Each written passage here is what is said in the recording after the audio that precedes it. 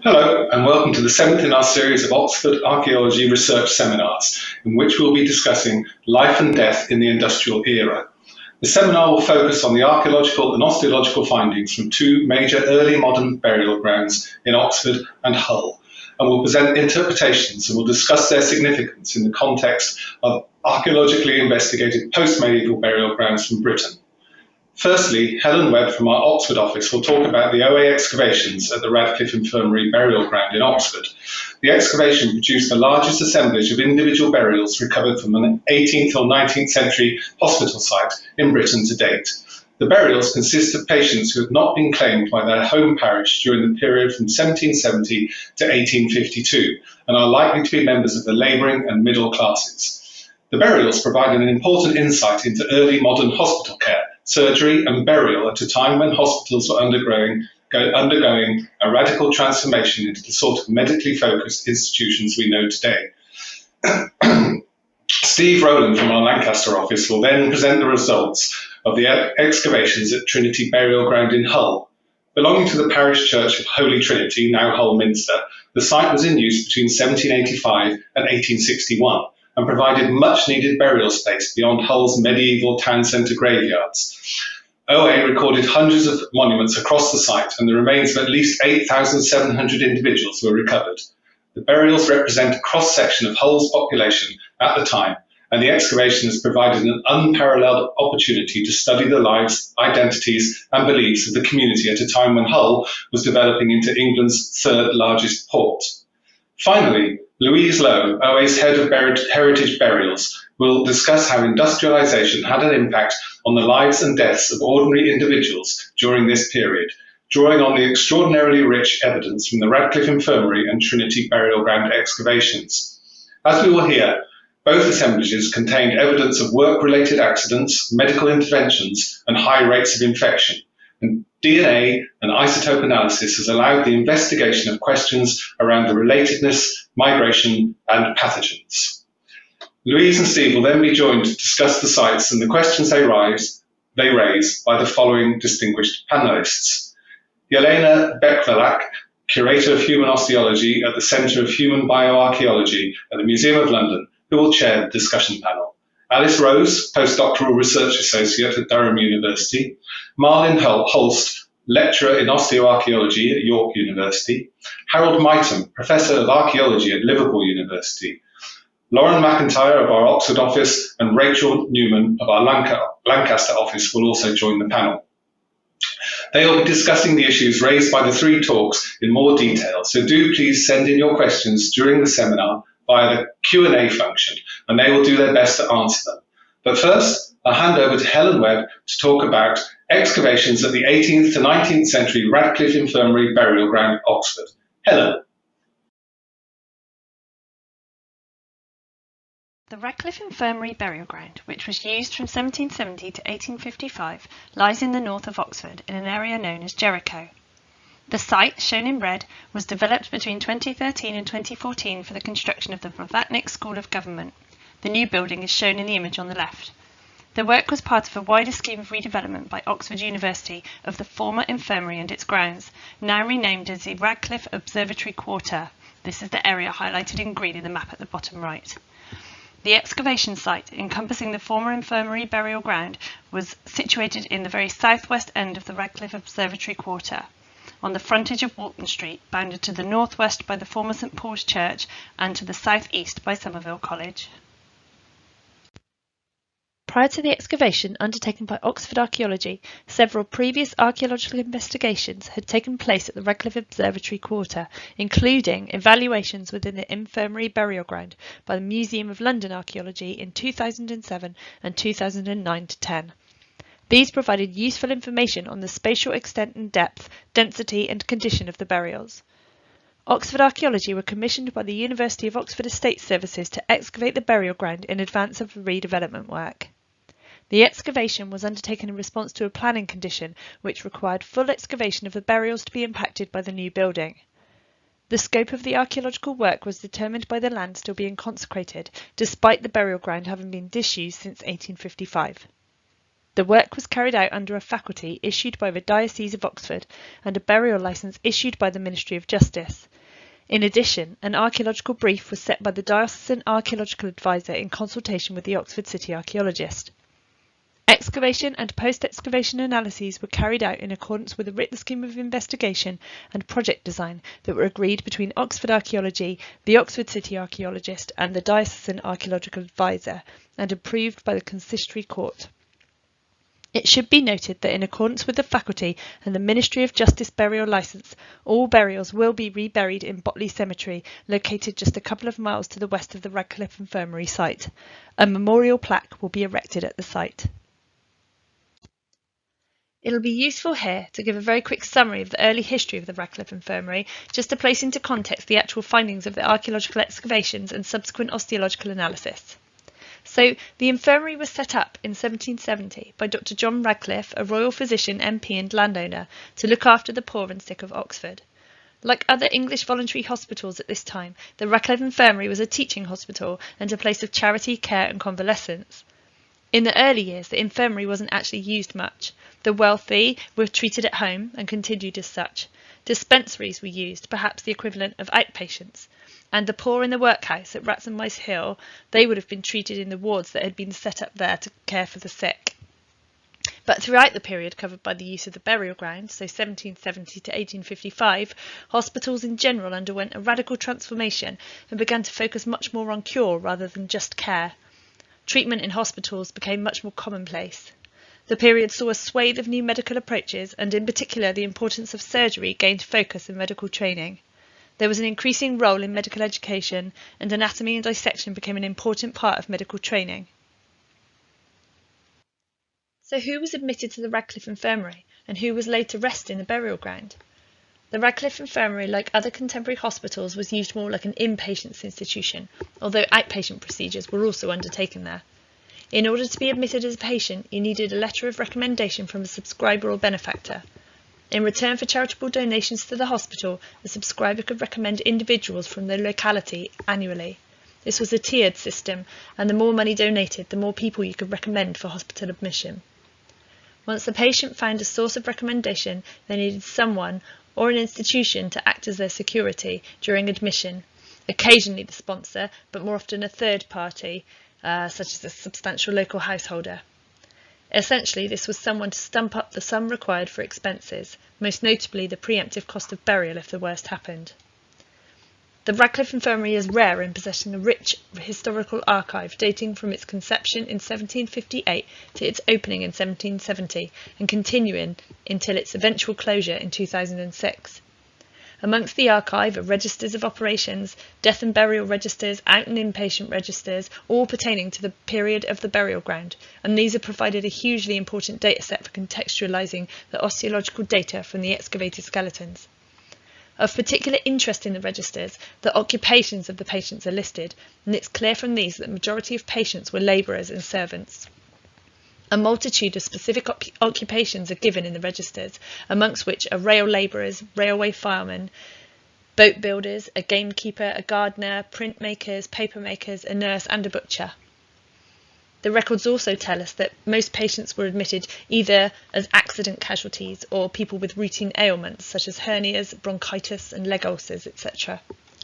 Many medical conditions were actually excluded from the hospital, and the excerpt from the General Visitors Book shown here is an entry by one of the visiting governors to the Radcliffe Infirmary, reiterating the rules of admission.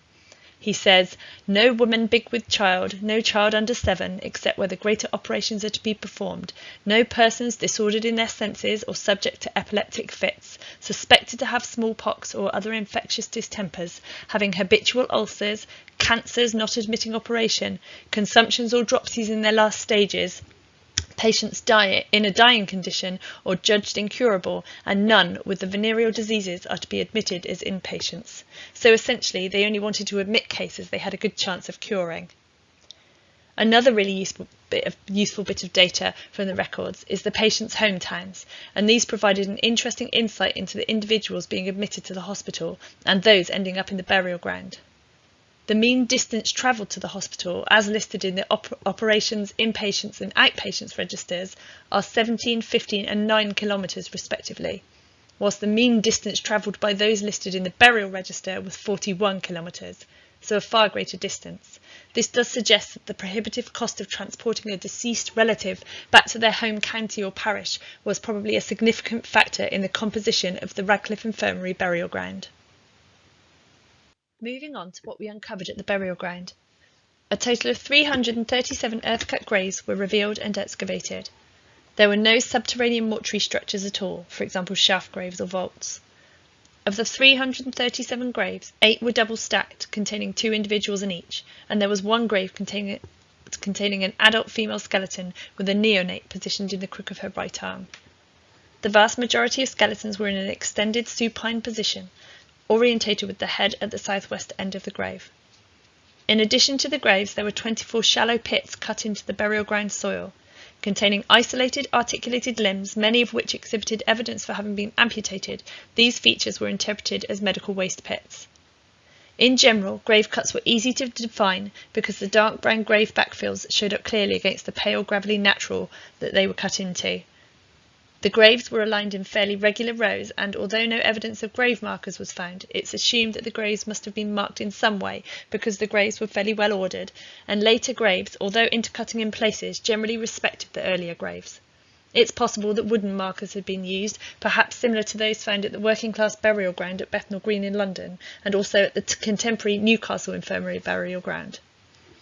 Aside from the graves and medical waste pits, 5 charnel pits were revealed. This slide shows a selection of shots from site and a few examples of the graves, medical waste pits and charnel pits encountered.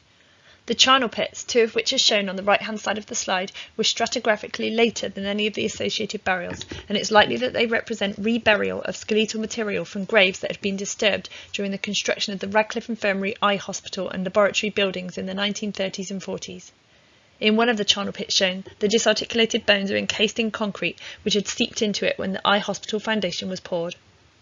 The relationship between the eye hospital foundations and a number of burials can be seen in some of the other images on the slide, some having been truncated by the foundations and others, namely the deeper burials, remaining intact below the foundations. The burial ground was split into 2 distinct areas separated by a path, which can be seen on the site plan shown here. Datable artefacts, including buttons, clay pipes and pottery, helped clarify the phasing of the burials, and these inferred that the northwestern area of the burial ground, shown on the left of the path, was used first, from the opening of the burial ground in 1770 until around 1821, then the southeastern section on the other side of the path from around 1821 up until 1855, when it closed. Of particular note, on the northwestern side of the burial ground were 2 clusters of early graves that had been selectively dug into the backfills of earlier 17th to 18th century quarry pits. These are the sub-rectangular features outlined in black. These cases almost certainly represent opportunistic use of the softer ground for digging. Although used for a shorter period, the southeastern section of the burial ground was more densely packed and had more intercutting graves than the northwestern section. 2 phases of burial activity were identified in this later area, the initial burial rows being shown in dark purple and the later infilling burials shown in light purple.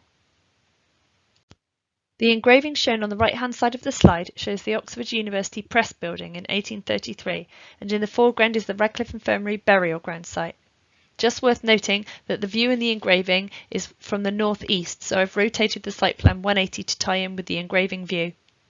The gateway through the Walton Street wall, arrowed in blue, corresponds to the pathway revealed during the excavation, and the mounded area of ground to the left side of the engraving corresponds with the densest concentration of burials in the southeastern side of the burial ground.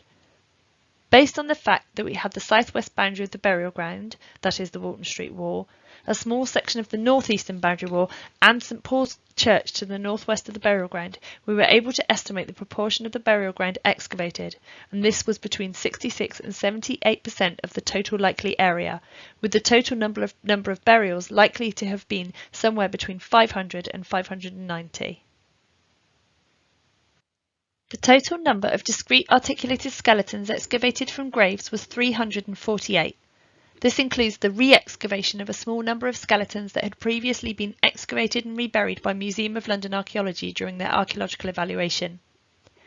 A total of 40 body parts comprising 39 isolated limbs and a partial torso were recovered. the vast majority coming from the 24 small shallow pits mentioned earlier. 2 body parts, the partial torso and a foot, were found in one of the charnel pits, but these did not exhibit evidence for having been cut or anatomised and are thought to have been disturbed from earlier graves. During post-excavation osteological analysis, an exercise was undertaken to explore potential matches between isolated limbs and skeletons that had undergone limb amputation and subsequent burial without their amputated limb. No convincing matches were indicated, thus each of the articulated skeletons and limbs was considered to represent a discrete individual, giving a total of 388 individuals. The disarticulated assemblage comprised 4,501 bones from across the site, namely grave backfills, charnel pits, etc., with the minimum number of individuals represented estimated at 80. The remains of 311 coffins, representing 91% of all excavated graves, were identified during excavation. Traces of coffin wood were preserved in only 54 cases, the other coffins represented by metal fixings and furnishings only. Where discernible, coffins were all single break or shouldered in shape, as typical for the period. At a time when coffin decoration was becoming increasingly elaborate with the appearance of lavish metal decorations and fittings, the coffins from the Radcliffe were notable for their simplicity and lack of decoration, which is unsurprising given the infirmary context. Grips and grip plates were by far the most common type of coffin fitting encountered, being present on 191 of the coffins. In most of these cases, the coffins had just 2 grips positioned at the head and foot ends. Coffins with sets of 4 and 6 grips positioned symmetrically on the ends and sides of the coffins were encountered, but these were few in number. Some examples of the grips and grip plates are shown here. Nearly all were made from iron, although in some cases they were tin dipped. Whilst the shapes of the grips and grip plates were variable, they were notably plain in style. One of the more elaborate types identified is shown in the image on the right. 5 coffins stood out for being more elaborately furnished than the rest, having breastplates, upholstery studs, more than just 2 grips and grip plates, and in 2 cases, lid motifs. These coffins were by no means extravagant for the period, however. Whether these were the coffins of individuals who were of slightly higher social standing, or whether these individuals had families or a benefactor who could afford to pay for slightly more elaborate coffins, if not for their loved one to be transported back home for burial, is unknown. It's important to remember, though, that during this period even the poorest members of society were eager to provide as good a send-off as could possibly be afforded. The indignity of a pauper's funeral was to be avoided at all costs. The overall preservation of the few breastplates we encountered was poor, and of the 10 coffins with evidence of a breastplate, only 2 of them had partially legible inscriptions. In one case, only the name William Esquire could be deciphered, but in the second case, enough of the inscription survived that it could be matched to an entry in the burial register. This was William Waterstone from Ireland, who was working as a railway fireman when he died following an accident on the railway in 1852. Aside from coffin fittings, grave context produced a total of 267 small finds. Most were from grave fills, although some were from within coffins and others directly associated with skeletons. Confidently identified personal items included jewellery in the form of a hairpin, an earring and a chain from a locket or crucifix. Burials of the 18th and 19th centuries are rarely found with jewellery because it was generally kept with the living as heirlooms and mementos rather than being left with the deceased. The jewellery items we found at the Radcliffe are presumably items specifically requested for burial by the deceased or bereaved, or perhaps more likely accidental inclusions which were overlooked at the time of burial. Shroud pins were the most frequent find in the Radcliffe burials, but a few burials were found with buttons of mother of pearl or ceramic, which may have been from shifts, shirts or nightgown-like garments. 3 graves contained copper alloy shank buttons, which would have been associated with outer garments, so something like a coat. No fabric remains were found, so interpretation is somewhat limited, but it's worth considering that individuals buried in day clothing might not actually have been dressed specifically for burial. It's entirely possible that they were buried in the clothing they happened to be wearing when they were died, and this may particularly have been the case where infectious disease necessitated rapid burial. A final find worth special mention here is a bespoke gold denture found in the maxilla of a 36 to 45-year-old female skeleton. The denture included a porcelain tooth and is a rare example of an advanced dental prosthetic technique from the early 19th century. Porcelain teeth were only introduced into dentistry in 1807 in Italy. Given that the Radcliffe burial ground dates only up until 1855, it leaves only a short period for such a technology to have found its way to being worn by someone in England. The social significance of this, considering the cost of such a prosthesis, is interesting and seems to indicate that the Radcliffe burials did not comprise the very poorest members of society, or at least not entirely. All skeletons were osteologically analysed, which included complete inventories of bones and teeth, estimations of age and sex, metrical analyses to work out stature, etc., full recording and differential diagnoses of pathological and traumatic lesions, and records of surgical interventions. Radiography was used to help explore diagnoses of pathological lesions. The image shown is the mortality profile of the assemblage based on the osteological age and sex estimations. It shows the proportions of skeletons per age group in green, and the data for males and females separately in blue and red. Overall, there were more males than females, reflecting the data from the registers, which highlighted a large number of labourers being admitted to the hospital. Ages ranged from neonate to 60 plus. Elderly individuals were notably underrepresented in the assemblage, but this probably reflects the limitations of the existing age estimation methods. It's difficult to specify an age beyond around 50 or 60 years of age. The burial register indicates, however, that older individuals were buried at the infirmary, up to 81 years of age.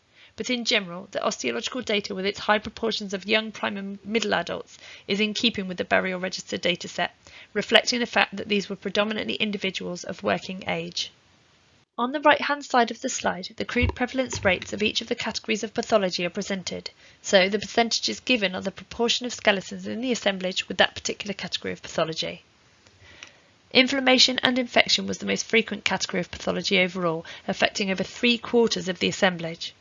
This rate is higher than compared with other contemporary sites, both hospital and non-hospital sites.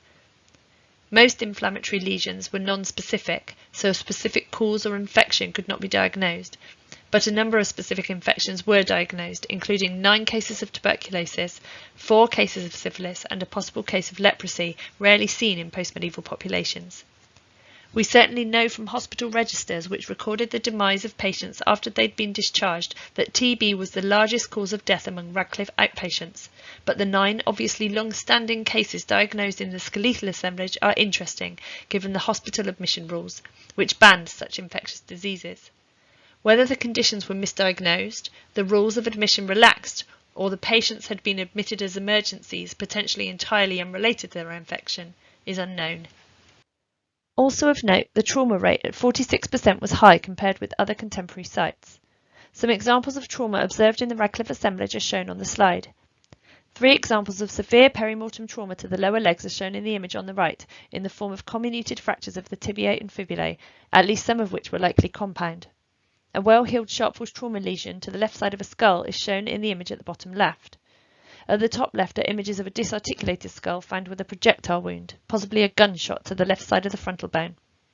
We of course can't be certain of the link, but contemporary coroner's inquests recorded in Jackson's journal report one man being shot by a pistol. Only the frontal portion of the skull is present in the case found, the individual having undergone a craniotomy in the coronal plane. This was almost certainly carried out to expose the anterior cranial vault for investigating the wound, which would likely have been required as part of a coroner's inquest. Whether the same individual or not, such findings are good physical evidence of the types of trauma suffered and the post-mortem interventions being undertaken at the Radcliffe. Evidence for surgical intervention was primarily observed in the form of amputations. This is reflected in the numbers summarised here on the slide. The majority of amputations from the Radcliffe involved lower limbs, a trend identified at other contemporary hospital sites, and where a cause could be identified, it appeared that most had been performed as a result of infection, for example, the case of septic arthritis in an elbow joint shown in the image on the right, or serious fractures, mostly comminuted fractures like those shown in the previous slide. At the Radcliffe, there was a higher number of isolated amputated limbs than skeletons who'd had limbs amputated. This might seem to infer a good success rate, but this of course doesn't account for patients who died during or shortly after an amputation but were transported back to their home parish for burial. Other examples of surgery we encountered include a single example of a trepanation observed adjacent to a perimortem cranial fracture, and what appeared to be a sacrectomy, whereby a section of the sacrum at the bottom of the spine is removed, for example, to remove a tumour. Macroscopic evidence of early healing and inflammatory lesions around the cut margins in this example indicate that it was a surgical procedure rather than an example of autopsy or anatomization, although such surgery at this time would have been somewhat radical. Evidence for surgical intervention was primarily observed in the form of amputations. This is reflected in the numbers summarised here on the slide. The majority of amputations from the Radcliffe involved lower limbs, although many upper limbs were also found. This is a trend found at other contemporary hospital sites. And where a cause could be identified, it appeared that most amputations had been performed as a result of infection, for example, the case of septic arthritis in an elbow joint shown on the right, or serious fractures, mostly comminuted fractures like those shown in the previous slide. At the Radcliffe, there was a higher number of isolated amputated limbs than skeletons who'd had a limb amputated. This might seem to infer a good success rate, but this of course doesn't account for patients who died shortly after or during an amputation but were transported back to their home parish for burial. Other examples of surgery we encountered include a single example of trepanation observed adjacent to a perimortem cranial fracture and what appeared to be a sacrectomy.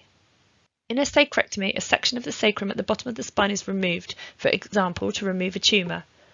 Macroscopic evidence of early healing and inflammatory lesions respecting the cut margins in this example support the current interpretation that this was a surgical procedure rather than an example of autopsy or anatomization. If indeed surgical, this example should be regarded as a radical advanced procedure for its time and is unprecedented in the archaeological record. This brings us onto the category of post-mortem interventions, namely autopsy or post-mortem, whereby parts of the body are opened up to explore the cause of death, and anatomization, which refers to the deliberate removal and/or dissection of body parts for anatomical learning, so procedures which are not motivated by life-saving surgery or an investigation into the cause of death. The distinctions between bladed tool marks made for surgery versus autopsy versus anatomization are somewhat blurred. They essentially all result in cuts to bone, and it's very likely that autopsies would have doubled up as teaching opportunities. 12 examples of craniotomy and 3 cases of thoracotomy were seen in the articulated skeletal assemblage, and whilst these are typical autopsy procedures, they would also very likely have been used for medical training. Certainly the craniotomy shown in the slide is somewhat crude. Perhaps this was a practice craniotomy by a medical student. We observed very few cases of tool marks which could not convincingly reflect autopsy or surgery. Perhaps the more convincing anatomization or surgical training cases included a complete laminectomy, whereby the posterior elements of the vertebrae are removed to reveal the structures of the spine, 6 examples of limb amputation, but where the cuts were notably rough, with multiple false starts, etc., and no evidence for pathology or trauma at all on the limb, and a tibia with very fine perimortem cut marks around a lesion interpreted as an ossified hematoma. In addition, we had 4 cases of deliberate removal of body parts, which almost certainly represent anatomization. These include the head and neck of a single female skeleton, the left femur midshaft of an adolescent thought to have haemophilia, the lower portion of a spine of an adolescent, which also had rib changes, and the right portion of an adolescent temporal bone. Overall, the extent of disarticulation, sectioning and division of the skeleton was very limited in number and extent, particularly when compared with other contemporary hospital sites. This brings me to the end of the Radcliffe Infirmary talk. Thank you for listening. I'll now hand over to Steve Rowland, who's going to talk about the Trinity burial ground in Hull.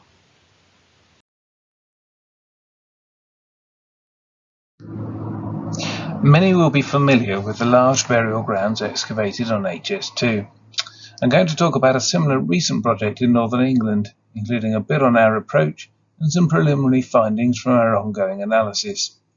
As the title implies, I'm going to talk about a range of data that mainly lead the osteology to Louise. Since 2014, Oxford Archaeology has been involved with National Highway's A63 Castle Street project, which is an upgrade to the main road route through the East Yorkshire city of Kingston upon Hull. Improvements to a major junction have affected the northern third of Trinity burial ground, necessitating a detailed scheme of archaeological works. Since the Middle Ages, the walled town of Kingston upon Hull was divided into 2 parishes, the larger of which was served by Holy Trinity Church, now Hull Minster, which lay in the centre of the old town and had a small graveyard. Established by an Act of Parliament to provide additional burying space, Trinity burial ground was opened in 1785 on what was then the edge of town, as shown on this map of 1791. Alongside several early commercial and municipal facilities, such as the new dock, the beast market and the infirmary, Trinity burial ground and the neighbouring jail represented an early piece of urban planning, recognising both the expansion and the aspirations of the population of a developing port town. By the time Trinity Burial Ground closed in 1861, the town had expanded greatly, with a series of docks built around the old town, and the introduction and integration of railways for passengers and goods, and acres of terraced housing, much of which was to the west of the old town, lay in Trinity parish. The Trinity Burial Ground project was highly sensitive and required close liaison with stakeholders, such as the developer, National Highways, the builder and our employer, Balfour Beatty, the church, which has stewardship of the burials, local and national curatorial bodies, such as Humber Archaeology Partnership and Historic England, but also the public, amongst whom are descendants of those buried at the site. An overview of the burial registers indicated that over 40,000 people were buried in the parish during the 75 years that Trinity Burial Ground was in use. For much of that time, the Hull Minster graveyard also remained open, but the register does not differentiate between the two locations. Later, we made a database of the parish burial register to provide data for baselines, integration with historical documentation, and public outreach. Another useful document is the Sexton's Book, partly because it's easier to read, but also because, unlike the register, it indicates whether people were buried in the old graveyard or Trinity Burial Ground. The first person to be buried at Trinity Burial Ground was Richard Etherington on the 10th of August 1785, 2 weeks after the site had been consecrated. The graph plots data from the Sexton's Book. For the first 10 years of Trinity Burial Ground's use, it hosted only 1 in 5 burials in the parish. The Sexton's Book, and to a lesser degree the Burial Register, provide some information about how much people were willing or perhaps able to pay for burial. The cost of funeral bells depended on their size and time at which they were tolled, with only the riches, such as John Booth, an alderman, i.e. member of the town council, spending the 10 shillings and 8pence for the great bell. John was buried in a vault at the Minster, paid to be carried on a bier, and was happy to pay the fine of 6 shillings and 8pence to be buried after 3 p.m, perhaps so that more people could witness his cortege. 5 people on the page from January 1786 had the annotation PR, likely to denote a pauper burial. They still had a bell tolled, and 3 went into Trinity Burial Ground, including Mary Whitlock. Curiously, when her husband was buried 3 days later, it was at Hull Minster. Another important source of information was the grave monuments. We surveyed and recorded some 600 of these, including forms, motifs and biographical information. Our work drew upon a 1983 survey by the East Yorkshire Family History Society, which provided valuable information about monuments that had since been lost or become badly weathered. The plan shows headstones in red and pink, with tombs and ledgers in blue. Some entries on the burial register and on gravestones provide an indication of the jobs people were doing. A high proportion were connected with sailing and the port, and it is likely that many of the labourers also served the port. As well as being a hub for British goods along the North Sea coast, Hull was well placed to trade English goods for Baltic timber, Russian flax, Swedish iron ore, and all manner of goods from the Netherlands. Hull became heavily involved with whaling and latterly fishing. Our trail trench evaluation in 2015 sought to characterise the ground conditions and the archaeological resource in terms of preservation, depth, complexity and variation of the funerary remains at 3 locations across the site, where there were clear variations in the nature and presence of grave monuments. These data were used to inform approaches to detailed excavation across the site. The actual excavation started in 2020, and our approach was designed to meet the requirements of the church. That included screening the works with a large tent, on-site reburial of remains by completion of fieldwork, physical analysis of 1,500 skeletons, and biochemical analysis of 150 skeletons. Here we are inside the tent. The work required manual archaeological excavation of thousands of burials. There was extensive use of bespoke digital recording systems for stratigraphy, human remains, coffins, artefacts, but also for documenting how skeletons were processed and reburied. A sampling strategy was needed to ensure that 1,500 skeletons selected from over 7,000 excavated were representative of the population spatially and, as far as possible, chronologically. The sampling strategy clearly worked. We can see here all the burials we excavated in blue, with the ones selected for full analysis picked out in red. We needed a structured approach to investigation, encompassing excavation, on-site assessment, and processing of the remains, drying the remains in temperature and humidity controlled environments, an on-site laboratory analysis of the sample of 1,500 skeletons, biochemical sampling for DNA and isotopes, as well as X-ray of selected bones and coffin fittings. Before each skeleton, along with their personal items and coffin fittings, was reburied within a specially excavated area within the retained part of the burial ground. I'd like to now touch very briefly upon some of the preliminary findings for how the burial ground was managed from 1785, and whether it was like a traditional concept of a graveyard, which could be caricatured as a place of communal burial with repeated cyclical use of ground with little regard to the integrity or relatedness of the previous occupant, or whether it looked forward to the 19th century cemeteries with their focus on defined plots and memorialization. The monuments can tell us something of how the burial ground was organised and used over time. Using the colour coding, you can see here that there is quite a mixture of monuments by date, suggesting that the process of filling available space was not completely mechanistic. Nonetheless, the dates of the monuments suggest a broad progression from west to east between 1785 and 1819. In the 1820s and 30s and 40s, we see infilling, either in the areas that were not previously occupied or in graves that were up for reuse. In the 1850s, there is both infilling, but also clear expansion into the western part of the graveyard.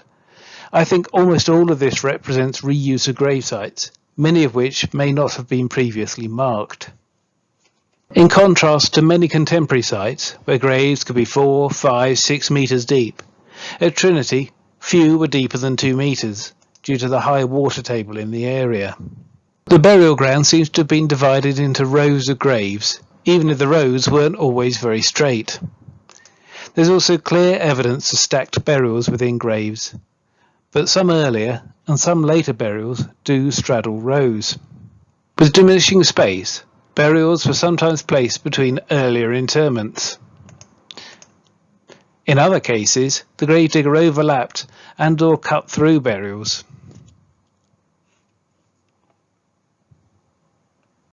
Sometimes the gravedigger would disturb bones from existing burials, anything from parts to almost complete skeletons.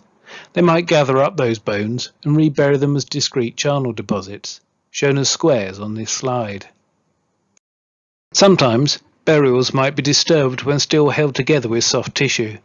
In both the cases shown here, articulated leg bones have been shoved up inside coffins to make space for a later interment. Here we're looking at the overall character of burials, with a colour scale from green through yellow to red, representing low to high levels of density, whether we have intrusive plots or evidence for disturbance.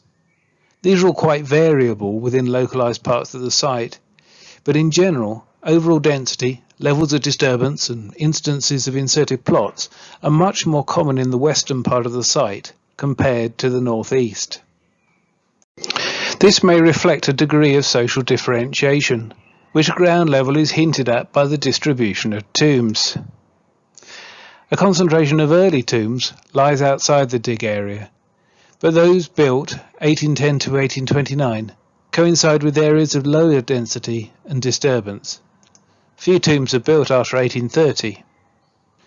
Tombs weren't always built on virgin ground, however, as these legs from a pre-tomb burial would testify. The tombs themselves are variable above and below ground, and there was often a desire to maximise their usage, as the tessellated burials in the first image suggest. Others were divided up by internal walls, with stone shelves to accommodate successive burials on several stories. These are other forms of structural graves. Some, such as top right here, hint at a desire to show trappings of wealth on the surface, but actually cover an earth grave. Such clearly defined monuments would reduce the chance of being disturbed by later grave digging or body snatchers, as might have been the intention of several burials, such as that in the bottom right, covered by slabs below ground level. For such purposes, several people invested in brick-lined, slab-covered graves, as excavated by Catherine, top left, and Dan, middle and right. At the bottom, Russell is excavating a particularly unusual burial with an iron-bound coffin that was sealed by several iron boiler plates, the occupant of which Louise will talk about in a bit.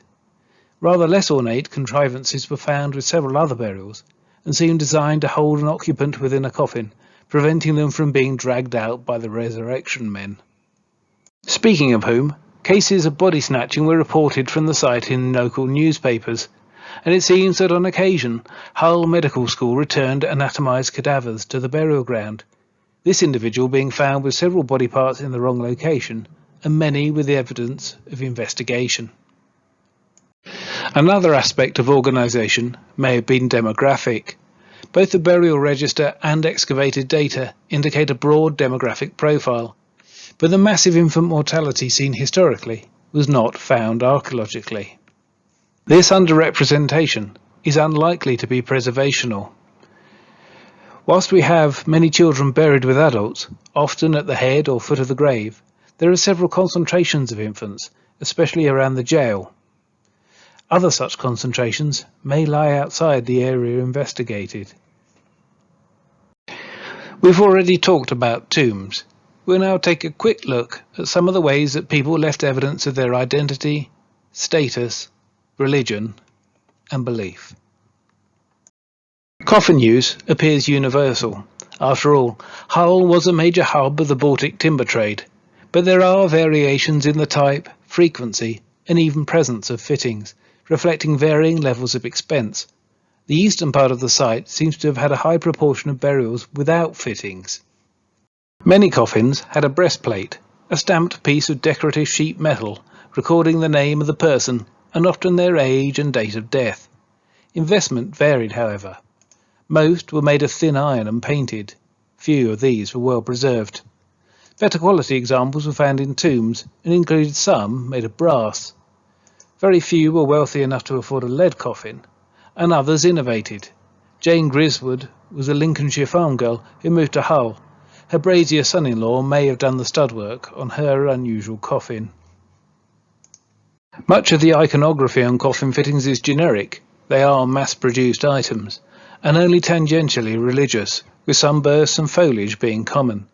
Cherubs, representing the unblemished soul, appear quite often, as on the shield design here.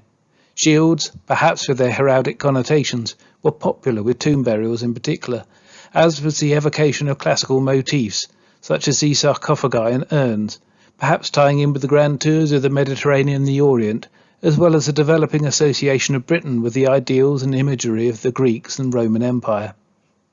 Headstones are rarely ornate, often resembling bedsteads, or, in the case of the bottom left, a Dutch gable end.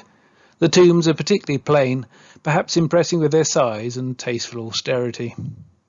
Occasionally, iconography may relate to trades, such as this one with an agricultural theme, or the one with nautical motifs. Hull played a role in the whaling business. The very unusual one on the left belonged to a naturalist, and I won't speculate that the triangles allude to the fact that he also seems to have been a bigamist. A lot of dress fittings were recorded with the skeletons, and items such as cufflinks, shoes and buttons from both outer garments and shrouds suggest that the dead were often presented for viewings, as might pins and hair combs, this example being found in situ and made of tortoiseshell. Jewellery was found with a smallish proportion of burials. Some of the finger rings have inscriptions, but the brooch was stitched rather than pinned onto an item of clothing. Many of the glass beads are the mass-produced types known as trade beads, whilst the tiny crucifix might have come from a rosary. Many such items must have had intimate personal and familial significance.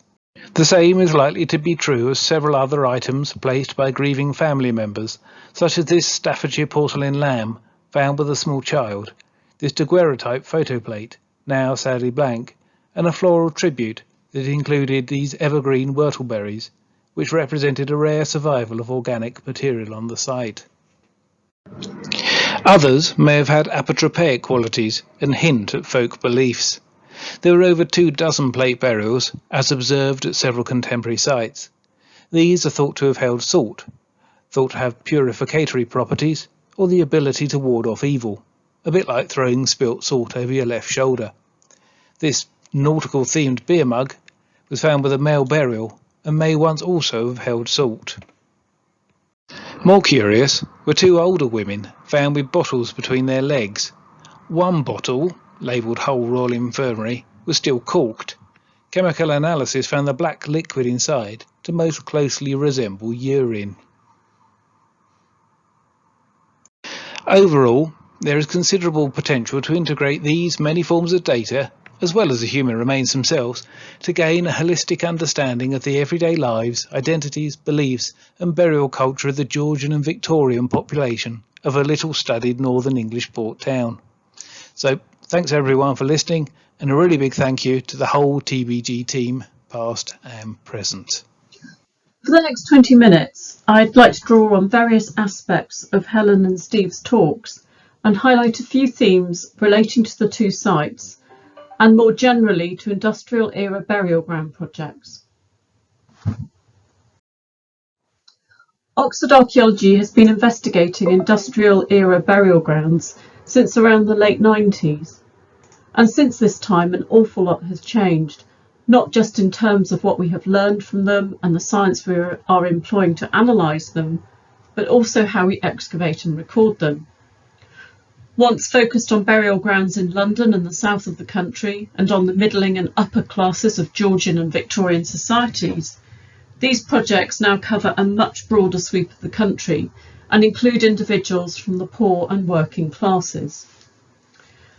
Added to the earlier investigations, this is affording a much richer and more diverse insight into the lives and deaths of industrial era populations.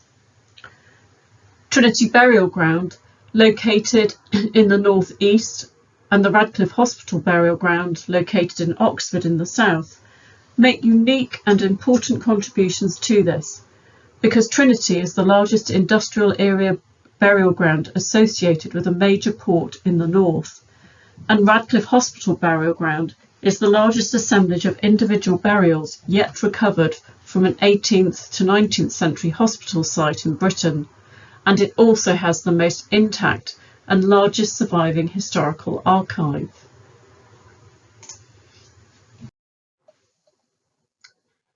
Before I go on to look at these populations in a bit more detail, it's perhaps useful to contextualise the work that we have been doing on them by acknowledging the very different parameters of both projects.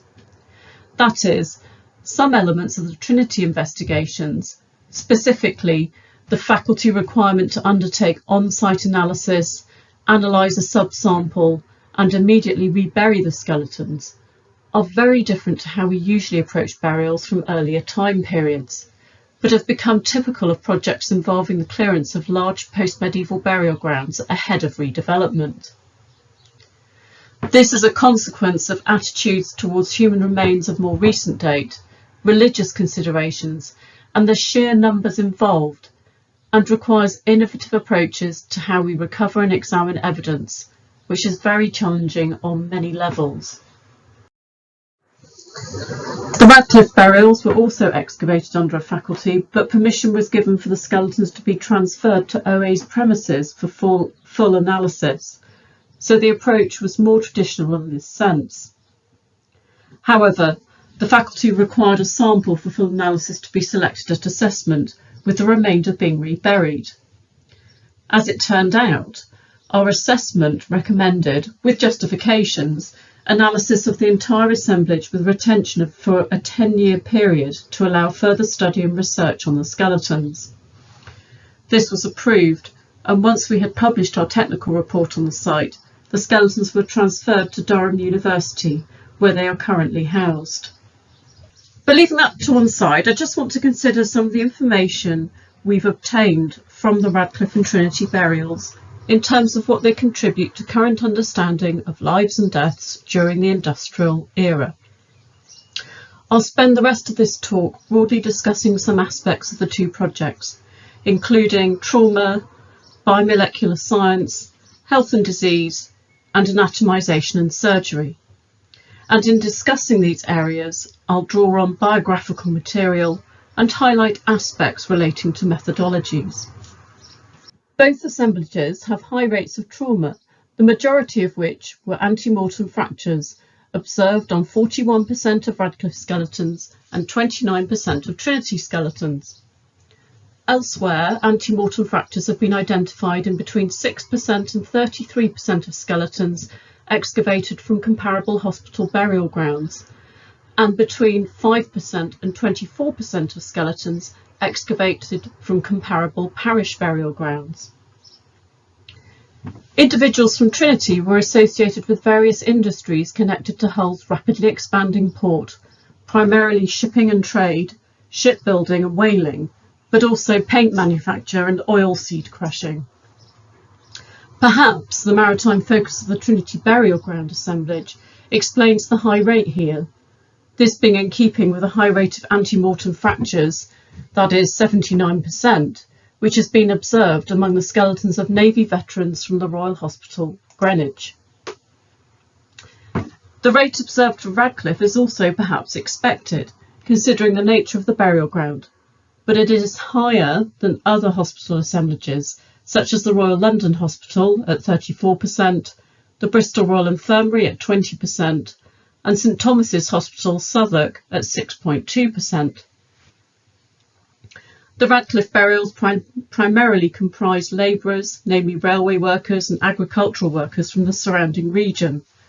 The hospital's Register of Operations lists accidents with threshing machines as the most common cause of trauma, so perhaps the higher prevalence reflects the fact that Radcliffe was treating more individuals from rural locations who were engaged in farming than they were individuals from urban contexts.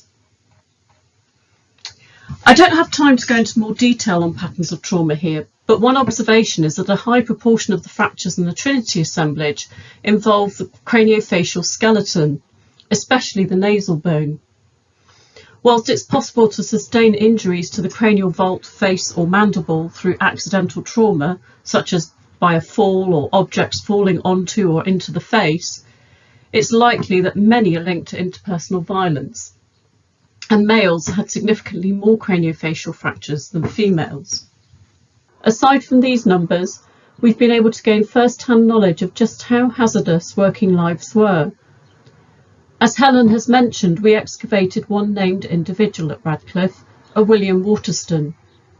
William was a fireman on the railway from Ireland, and he died following an accident at work. There's no record of the nature of the accident, but the pattern of skeletal trauma points to an incident involving a massive impact, causing considerable soft tissue trauma to the abdomen and chest. In the image on the right, you can see his spine. We initially recorded his skeleton before we knew that it was William Waterston, and apart from a clear fracture through the laminae of the top vertebrae, the other wounds in the rest of the spine are actually very difficult to see, because this part of the skeleton had been damaged in the burial environment, more specifically because the coffin plate was lying on top of it and had caused the bone to be more poorly preserved. When we found out the biographical details of this skeleton, we went back to it, the historical context having brought the bone changes that have been caused by the traumatic incident into much sharper focus. This example has an important role in furthering methods of trauma identification in archaeological bone, more specifically in distinguishing taphonomic alterations from perimortem lesions. Continuing with this theme, two burials in the Trinity assemblage were of individuals who'd sustained significant blast trauma, identified by extensive perimortem fractures. Examples of the trauma to a scapula and skull from one of the skeletons is shown here. Neither skeleton is personally identifiable. However, there are historical accounts of ship explosions, including the steam packet explosion which occurred in Hull Marina on the 8th of June 1837, and the Graham steamboat explosion on the 7th of November in 1826. Sadly, ship explosions were not uncommon at this time. The Graham steamboat incident occurred when the boiler exploded when the boat was on her way to Hull from Grimsby. One of the victims was a sailor, a William Mellings, who was found with serious head injuries and is listed in the parish register.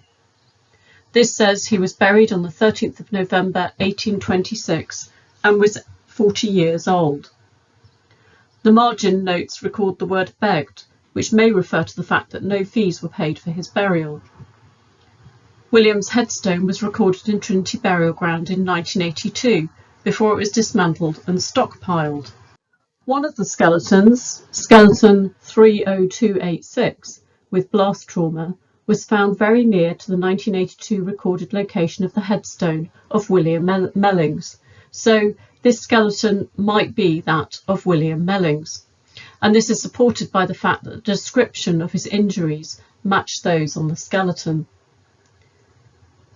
These cases, and the case of William Waterston from the Radcliffe Burial Ground, make an important contribution to forensic anthropology on the impact of blast trauma to the human skeleton, which is a less understood area of anthropology. This has important implications for modern forensics.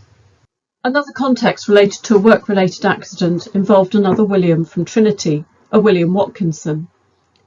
The accident occurred when he was working for one of Hull's important shipbuilding companies, Brownlow Pearson & Co. On the 3rd of April 1835, William was inspecting the underneath of a boiler when a support prop broke, sending the boiler crashing onto his head. William's skeleton was identified by association with this headstone shown in the slide, and we've obtained a detailed picture of the fatal injuries that he sustained from analysis of his skull. We're currently building an osteobiography of William, using historical information from parish registers, newspaper accounts of his death, combined with archaeological, osteological, isotopic and DNA evidence. This work is ongoing, but one really interesting observation is how William's tragic death became such an integral part of his funerary treatment. Let me explain. As Steve has described, William was buried in a mort safe in a family plot with his boys, who'd sadly died before him, and his burial incorporated parts of the boiler that had fallen on him. The boiler parts refer to a curious piece of medieval English common law known as a deerdand, which is an object or instrument, in this case the boiler, forfeited or given to guard because it has caused a person's death. In this case, it was considered appropriate to incorporate the forfeited boiler in William's grave. The inquest into William's death appears in several local papers which record a verdict of accidental death and the requirement for a deerdand upon the end of the boiler. Deerdand was abolished in 1846. Containing William in a mort safe is also interesting. He was buried at a time when the fear of corpses being snatched and supplied to anatomists prevailed, despite the passing of the Anatomy Act in 1832, the purpose of which was to bring an end to body snatching. Hull was no exception, and this is reflected in local accounts, including ones which describe body snatching taking place at Trinity Burial Ground. Now, we wondered whether William had been buried in the mort safe because his corpse was particularly desirable to anatomists. That is, his death was widely publicised in the papers, and his wounds presented opportunities for the anatomists who were especially interested in unusual skeletal malformations. Another example of physical evidence of the hazardous working environments of industrial-era individuals is an adolescent skeleton from the Radcliffe assemblage with cranial trauma and subsequent trepanation and craniotomy. A unique case because in just the one skull we can see evidence for trauma followed by a post-mortem, followed by deliberate removal of the temporal bone, probably for teaching or and dissection. The individual is unidentified, but parallels a case recorded in the Register of Operations, a George Harris who was 12 years old and who was kicked in the head by a horse while working as a carter. He was admitted to Radcliffe, where he underwent trepanation, and a depressed fragment of cranium was lifted. George survived. The similarity of the two cases the archaeological example and the Register of Operations example highlights that trauma like this was not unique at this time. The information about George Harris demonstrates how information recorded in the Radcliffe archive suggests potential identifications and/or serves to contextualise the osteological and archaeological evidence relating to specific skeletons. Another example from Radcliffe, which also highlights hazardous lives, this time outside work, is Martha Jewell, who died in hospital in 1778 after being delivered of a stillborn child, which she had concealed in a box beneath her bed. The admissions policy of the hospital excluded pregnant women, so Martha had pretended that she had a dropsical disorder. Neonate 4247 and young adult female 4246, buried together in the same grave, shown in this slide and described in Helen's talk, were the only adult and infant found in the same grave during the excavations. Without DNA evidence, it's impossible to know if the skeletons really are Martha Jewell and her child, but the evidence is quite compelling. However, the important point about Martha Jewell and this burial is that they show how individuals who were excluded from hospital treatment were not excluded from a proper burial. Affording excluded individuals the same funerary treatment as everyone else is not reflected in the historical records, and it's interesting how historically less visible people can be revealed in the archaeological record. Historical records like this are so valuable because they make us aware of how much we aren't seeing in the burials. Biomolecular science has a particularly powerful role in this too. For example, 150 Trinity skeletons were sampled for genetic profiling. Work is ongoing, but is already revealing important information. For example, it's giving us information on the sex of individuals who can't be sexed by other means, and this includes juveniles and poorly preserved skeletons. And it's highlighting diseases and other conditions such as chromosome defects, which aren't visible osteologically. DNA is also allowing us to explore familiar relations of individuals buried in the same grave. The example shown here is one of the tombs and a draft family tree that's being developed from the burials it contained, and I should say this case is work in progress. We're employing this for some of the earth-cut graves as well, to try and distinguish those that contained individuals who weren't necessarily related, so might be pauper graves, rather than family burial plots. This information is helping us to better understand the use and organisation of the Trinity burial ground. Multi-isotope and trace element analysis of teeth and bone samples from 180 of the Trinity skeletons to explore diet and mobility has also been undertaken by Durham University. The results are currently being integrated with the archaeology and osteology, and I'm pleased that we have Alice Rose on the panel with us today because she can expand on this work.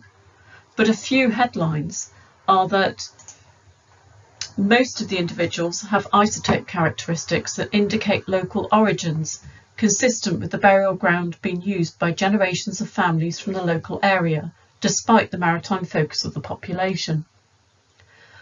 One outlier for diet, skeleton 12832, a middle adult, who was buried prone, had multiple markers of skeletal stress and appears to have been anatomised because a portion of their spine had been removed. The part of the spine that was left had cut marks, and you can see an example in this image. The incisions were all from behind, suggesting that the corpse had been opened here to retrieve the lungs, spine, and probably also the heart and the aorta. The isotope results for this individual are really interesting because they suggest a marginalised individual, perhaps a very poor individual, consistent with the wider picture in which it was the corpses of the unclaimed, poor or marginalised members of society that were typically anatomised. High trace element concentrations were also observed, reflecting a high level of pollution in 19th century Hull. Children were exposed to significant amounts of lead, and there was evidence for heavy metal poisoning in the form of mercury and arsenic. This evidence really brings home just how polluted the environment was at the time and just how exposed these people were. It's amazing to see it reflected in the skeletons, and this seems to be one of the defining characteristics of the Trinity population. A link between high lead exposure and early death in juveniles has also been observed. Exposure would seem to have been through many everyday objects such as water pipes, pewter, glazed ceramic vessels, children's toys, as well as by inhaling aerosols created by coal burning. During the 19th century, mercury and arsenic were widely used in the workplace and in domestic contexts such as in dyes, food, beauty products and in medicine. One of the Trinity skeletons, skeleton 12871, prime adult male, with skeletal evidence of treponemal disease, also had elevated levels of mercury, which is really interesting because mercury was used to treat treponemal infection at this time. And this brings me on to evidence for disease and health. Historically, industrial period populations are characterised by poor health and a high burden of disease as the result of poor sanitation, diet and overcrowded living conditions, among other things. Skeletal evidence is an important opportunity to explore this in detail, and generally speaking we see a lot of bone disease in industrial era skeletons, far more than in skeletons from earlier time periods. This is partly a reflection of poor health and living conditions, but it is also because industrial era skeletons are generally better preserved and more complete. For osteologists, this means a lot of information to record and a lot of data to analyse. In both the Radcliffe and Trinity assemblages, we've seen a lot of infection, including examples of leprosy, treponemal disease, brucellosis, septic arthritis and tuberculosis. The image on your left shows Pott's disease caused by TB in the spine. As Helen mentioned, at the Radcliffe, records were maintained on the fate of patients following their treatment at the hospital, and these show that TB was the most common cause of death listed for those who subsequently died. Vitamin deficiency is also frequent in the Trinity assemblage, reflected in a higher number of cases of scurvy and rickets. We had 8.5% of skeletons with skeletal changes consistent with rickets, increasing to 9.7% if 17 probable cases are included. The prevalence reported for other post-medieval assemblages is between 1 and 11%, so this is at the higher end of the range. In the example from Trinity shown here, the limb bones show considerable bowing deformities, which would have happened when this individual was a child. Lack of sunlight is a key cause of rickets, and in industrial period populations, there is an association between the condition and environmental factors such as air pollution caused by industrial and domestic burning of coal, narrow streets, and tall buildings, which can significantly decrease the levels of available sunlight and would have had an impact in urban centres like Hull. Because the condition is linked to lack of sunlight, cultural practices such as swaddling of infants, fashion, increased sedentism, and excessive time spent indoors mean that it can be prevalent among the poor and the wealthy. So exploring prevalence in the more wealthy Trinity burials versus the poorer burials will be interesting. Similarly, we had 8.9% of skeletons with skeletal changes consistent with scurvy, increasing to 10.1% if only skeletons with observable crania or facial bones are considered. This is at the upper end of the range reported for post-medieval populations that have been examined osteologically, which is between 5.6% and 15.4%, and suggests insufficient fresh fruit and vegetables in the diet. The amount and complexity of pathology in these collections highlight the importance of using robust methods for recording and diagnosing, and this must be in a way that we can return to cases in light of new understanding. This includes the use of radiography, which is essential to build into any programme of analysis. An example of how helpful radiography has been on these projects is diagnosing neoplastic disease. Changes are not always visible on the external surfaces of the bones, and we identified cancer incidentally on several occasions when we were radiographing skeletons for something else. Further, Radiography has helped us to understand the extent of lesions, so make more confident diagnoses, as was the case in the X-ray image here of this prime adult female, skeleton 30985, with lesions which were probably caused by multiple myeloma, a rare primary malignant neoplastic disease of blood cell origin.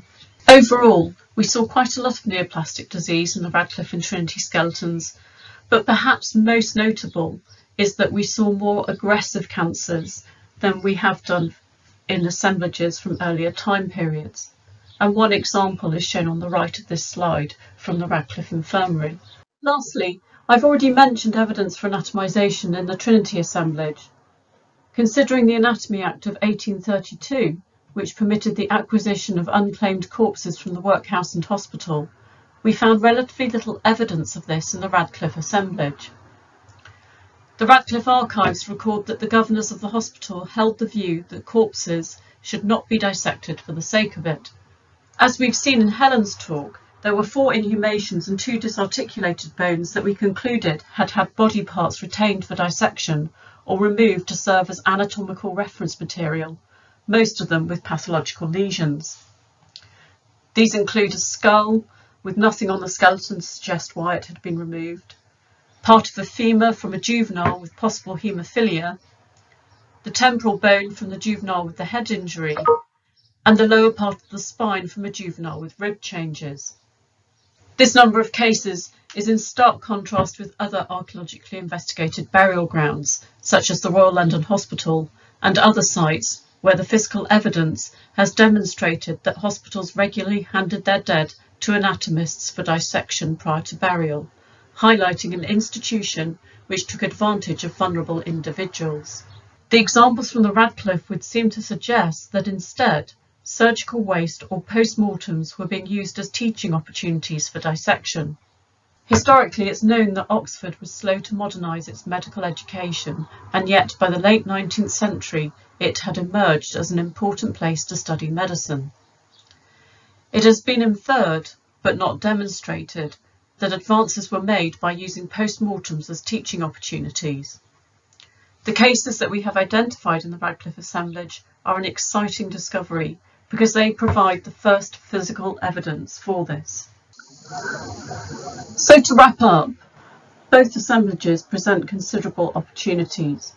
They both comprise rich data sets which we can examine at a population level to look at patterns and trends in health and disease in relation to the living and working environment and at an individual level.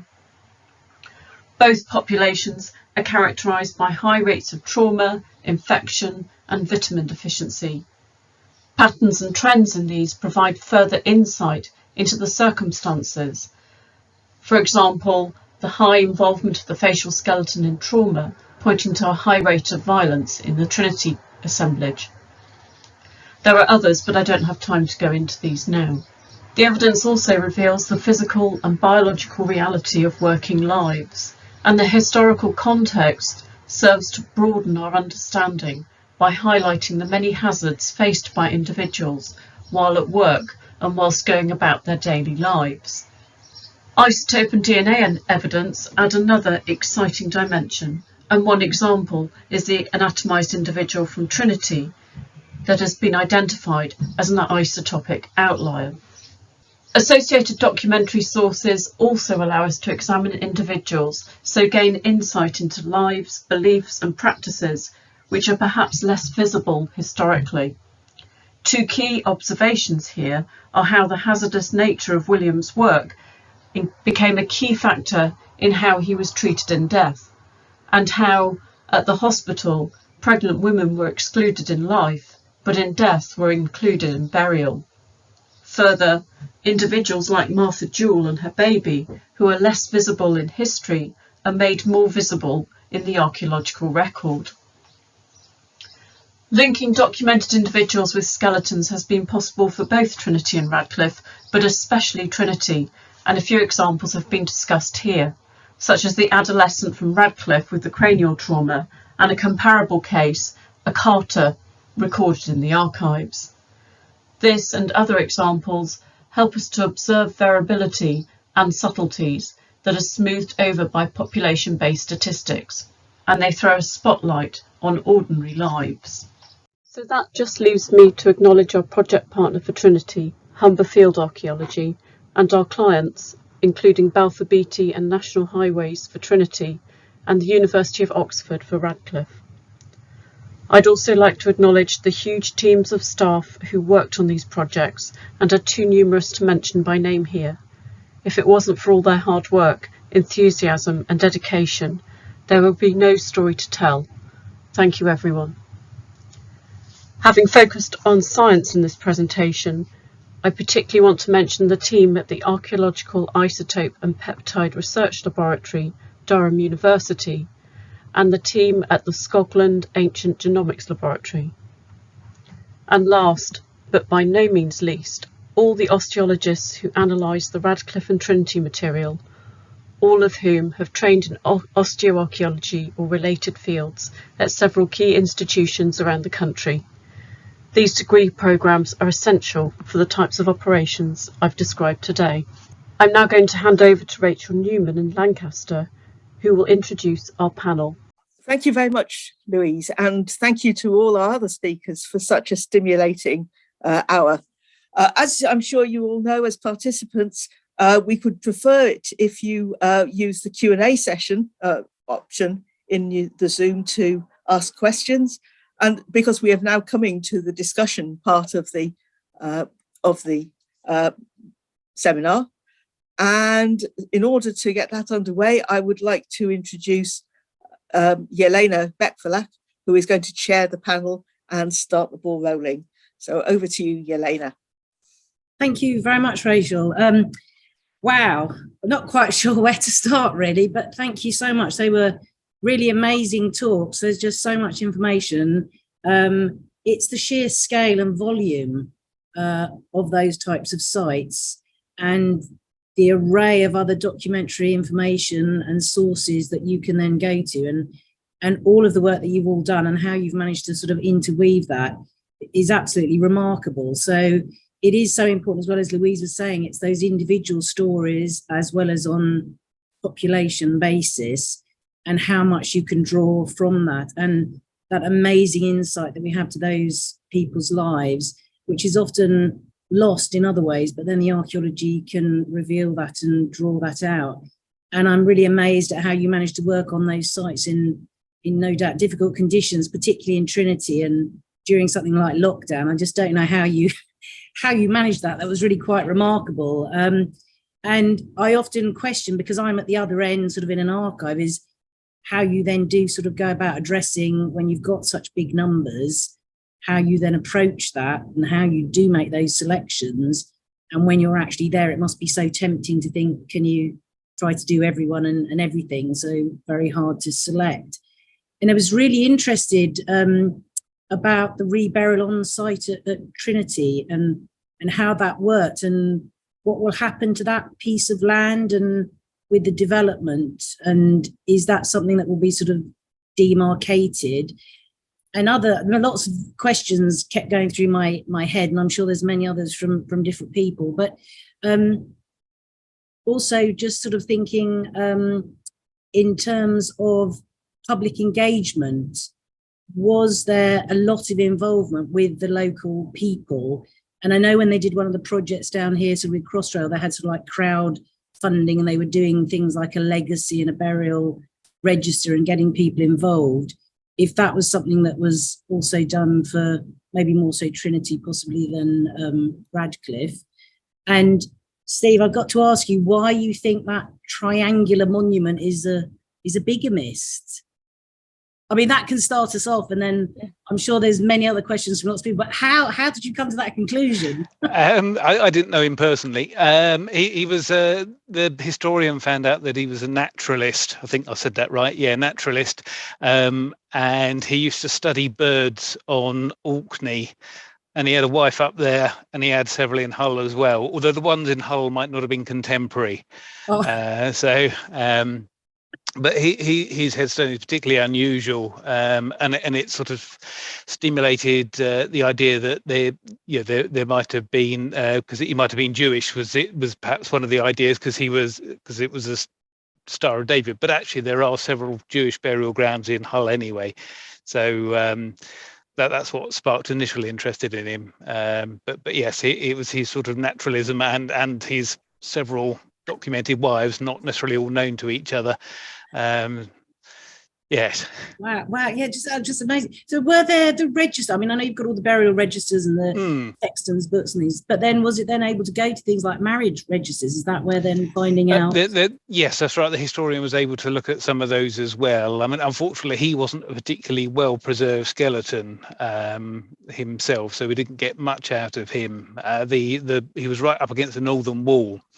And in about 1862, they tried to do what they're doing now, widen the road, and the church told them to stop at that time.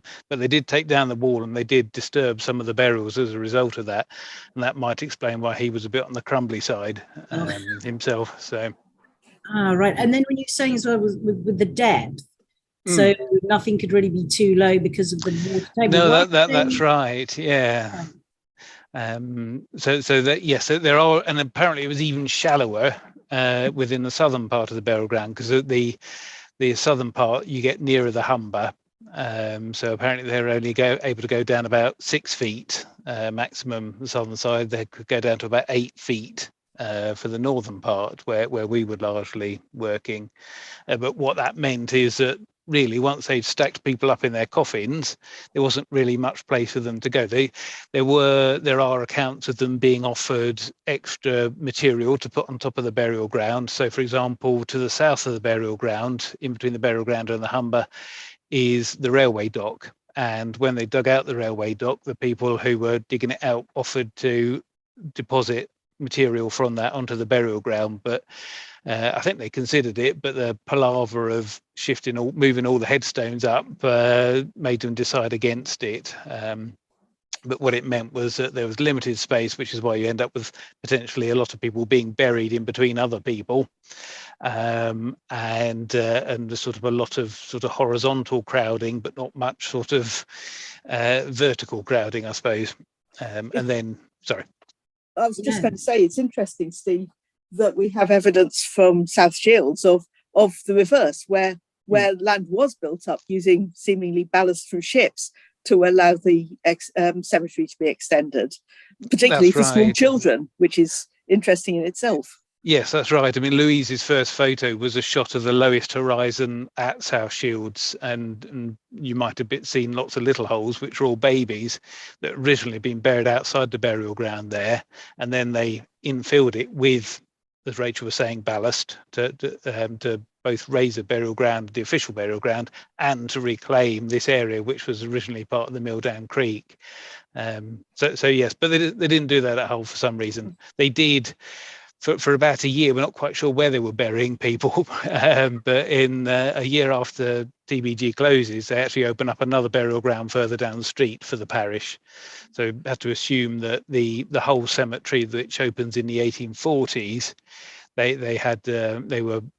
everybody was using that until the parish burial ground opened anew off-site. And did they close that because it was sorry? I was just going to remind Steve that you asked a preliminary question as well. Yes, about the reburial. Continue with the first one if you want to.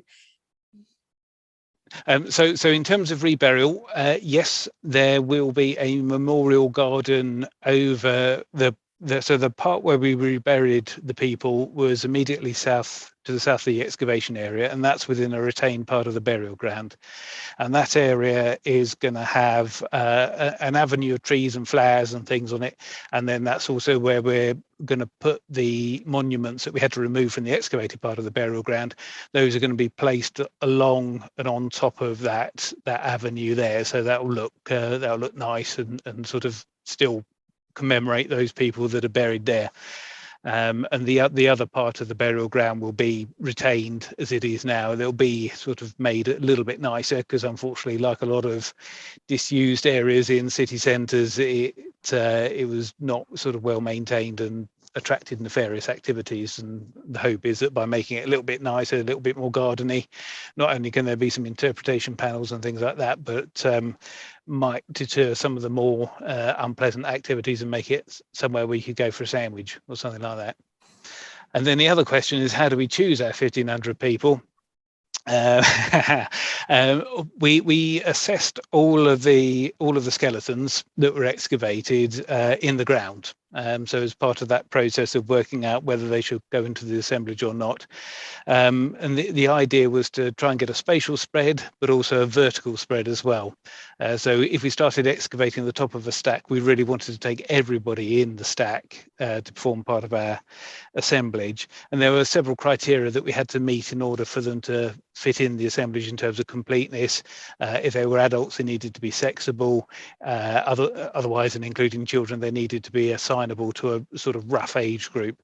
But very cruelly, I designed this huge spreadsheet and made the osteologist fill it out. And it sort of had on there sort of the expected densities from the evaluation and the size of the areas. So when we I don't blame anybody for not remembering, but in my talk, I had those very colourful pictures of the density of the burial ground. You can see they were divided into little sort of rectangles. So we divided the burial ground up into a series of fairly arbitrary areas, and we worked out how many skeletons there ought to be in each of those areas and how many we'd need to take in order to get a proportion of the burials, plus a few spare. And then, as I say, I made poor old Mark Gibson slavishly work out how many we'd need. Yeah, it was very cruel, but he did it. He did it very well. He did it very well. I was pleased with him. Yeah. Wow. The other question, Steve, was about community engagement. Oh yes, yeah. So we would have loved to have done more community engagement had there not been COVID. As it was, the elements of community engagement that we did were partly through the website. So Highways England, or National Highways as they are now, set up a website, and we did weekly updates and things to contribute to that. And we're still putting some on now and then. And that kept people abreast of what was going on. It allowed us to talk about some of the ways we were approaching the work, show some of our findings and things, not just for the burial ground, some of the other things. So we found some medieval buildings next to it, and we found some medieval stuff underneath it, and the jail that was opened at the same time as well under the same Act of Parliament gave us a chance to talk about that too. And then we also, our historian worked with members of a local history group connected with the Minster to do research on some of the people buried in there. So that's been really useful in terms of augmenting our understanding of some of these individuals. One or two of them are also the named individuals as well. So, and following up on the family trees, we are looking to do more outreach in due course. I think it's fair to say you've been working quite closely with the Minster as well, and the work that's they're doing right. in terms Yes. of outreach. Yeah, so that's right. There's been a sort of good trading of ideas and things, and giving them bits and pieces, because I suppose they still effectively own the burial ground. So they've taken some of the finds and made replicas of them, like the Jane Griswold bit of coffin. So rather than handing that out to children all rotten and soaked in goodness knows what, they've made a resin replica of it to show the children and things, along with other things. So that's quite handy. There has been a question, well, I know we've gone away from science, but there was a question about DNA that came up a few minutes ago from Kerry before she asked the question about the sampling strategy. The pathogen DNA? Yeah.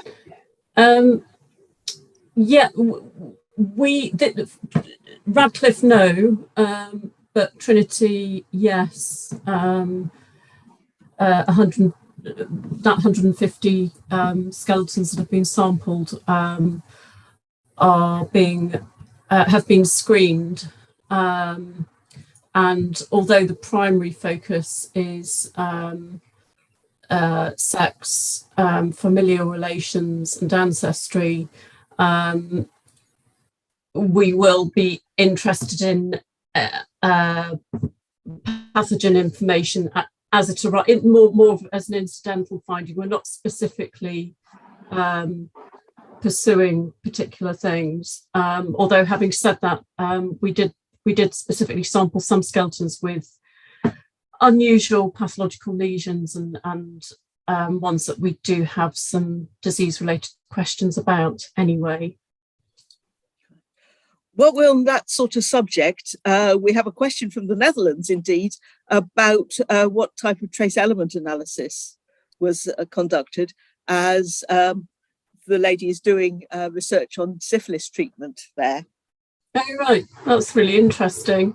Maybe it would be best if I hand over to Alice, who is from the Durham group. I think probably I'll let you answer that, Alice. Thank you. So for the Radcliffe, the initial scientific analysis didn't include trace elements because it was quite a while ago, and trace elements is quite a new-ish technique. But there is, I think, a student at the moment at Durham who's doing that as part of a student project. So there should be some additional results coming out, which would be really interesting. But in terms of Trinity, quite an extensive number of individuals were sampled for trace elements. So we're looking at things you can detect. It's mostly in the tooth enamel because that is preserved better and is less likely to have been contaminated by the soil. But I think over 150 individuals were sampled for trace elements. So we're looking at things like lead, arsenic, mercury, all of those nasty things you don't necessarily want to find in your teeth. And interestingly, the lead levels for quite a lot of the individuals were quite high. They would be considered to be notably high in terms of evidence of pollution. Some of them are even to the point where you might be talking about, they might be showing effects of lead poisoning. Arsenic was found in a few individuals, which is interesting. But mercury, there was no detectable levels of mercury in any of the enamel samples, but there was 2 cases of mercury detected in the bone samples, which we don't think was contamination. We think those are genuine. One of those is an individual who has evidence for treponemal disease, so syphilis. Yeah, that's right, isn't it? Treponemal. But the other one doesn't have any evidence of any pathology. So there's not necessarily a solid correlation there. And there are also other individuals who have evidence for syphilis that don't have any mercury in their systems. So it is interesting that one correlates, but it isn't necessarily a really strong pattern. But the trace element analysis overall is really fascinating, and certainly the lead evidence is quite compelling. Just to add to that, sorry, Steve, you're probably going to say the same thing. Well, my experience of syphilis. Just the beads, we found beads of mercury with 2 individuals. That's right, I don't think these are the ones that you have had results for, Alice. But we did have these beads of mercury that were found on the region of the pelvis, in the abdominal region. So that's really interesting as well. Yeah, it's always typical that the ones you find the archaeological evidence for something for aren't necessarily the ones where you get the scientific crossover, but really, really fascinating. Just going back to, sorry, Yelena, do continue this. Sorry, I was just asking that where you found those beads of mercury, was that the one with the Trinity burial ground? Could they use anything like a poultice or something? Could it be something that you might have almost sort of like inside you or something, rather than, and that you then sadly die and you're buried and you've got it up you. You've still got it, yes. So beautifully put. Sorry, yeah. I was just thinking of the funny ring things, the pessary ring things we had at Swinton. I don't know. I mean, I think we just assumed they'd ingested it and it sort of sunk down there from their guts, I suppose. But I suppose it's possible. I suppose I don't know an awful lot about syphilis and where the lesions occur, but well, just yes. The difference, like skeletally, we might be looking at different sort of patterns within the bone, but then obviously you're dealing with soft tissues and aspects of it. So maybe if that was a treatment. And could I just ask one other thing? Sorry, while it's in my head, was really interesting when you said about with the cases of cancer, how you were seeing very high aggressive types of cancer. And if you're doing the DNA pathogen testing, is there any way then of sort of picking up maybe signals or implications with cancer and some of the research obviously that's going on now? So sometimes they say there could be familial links and insight into cancer, and how we do seem to see it more in our post-med than earlier. But if there was any way of maybe looking at that sort of genetic link. Yeah, no, that's a really good point. And when we selected our sample, we very much tried to target family burial plots so that we got individuals from the same, presumably related individuals. And I think we did target some with the cancers. Unfortunately, the slight downside to this is when you've got a cemetery of nearly 9,000 burials and you're taking your sample is 150 individuals, and you have all these different criteria, the numbers rapidly, the opportunities rapidly decrease, I suppose. But Lauren, I don't know if you've got any more to add to that, because you were actually on site trying to work out which ones to take DNA samples and isotope samples from. So yeah, the sampling strategy for biochemical analysis was very, very complicated. So we wanted to, as Steve explained, like how we chose the skeletons for full analysis. I then had to whittle those 1,500 down to, it was 150 for DNA, and we ended up taking samples from 180 skeletons for isotopes, just because in some cases, the skeletons that we wanted to take isotope samples from, they didn't necessarily have the right teeth, because there was a lot of antemortem tooth loss. So we ended up having to pick extra people to make the isotope sample numbers up. So we were trying to get a good geographical spread of people being sampled for things like isotopes and DNA across the whole cemetery. And then within those, we were also trying to select for obviously the people that have got the right bits to sample, people that have got interesting things like that we could potentially look for things like pathogens for, but also trying to sample skeletons that looked as though they had very few skeletal lesions to see if anything there's maybe osteologically invisible would crop up. We were also trying to get a good spread across males and females, across people from all age categories. And so you can see when you're selecting just not even 200 skeletons and you're trying to factor all these things in, it turned into a bit of a headache. So yeah, it was quite challenging. I do think that there is guidance out there on sampling strategies that we all know about.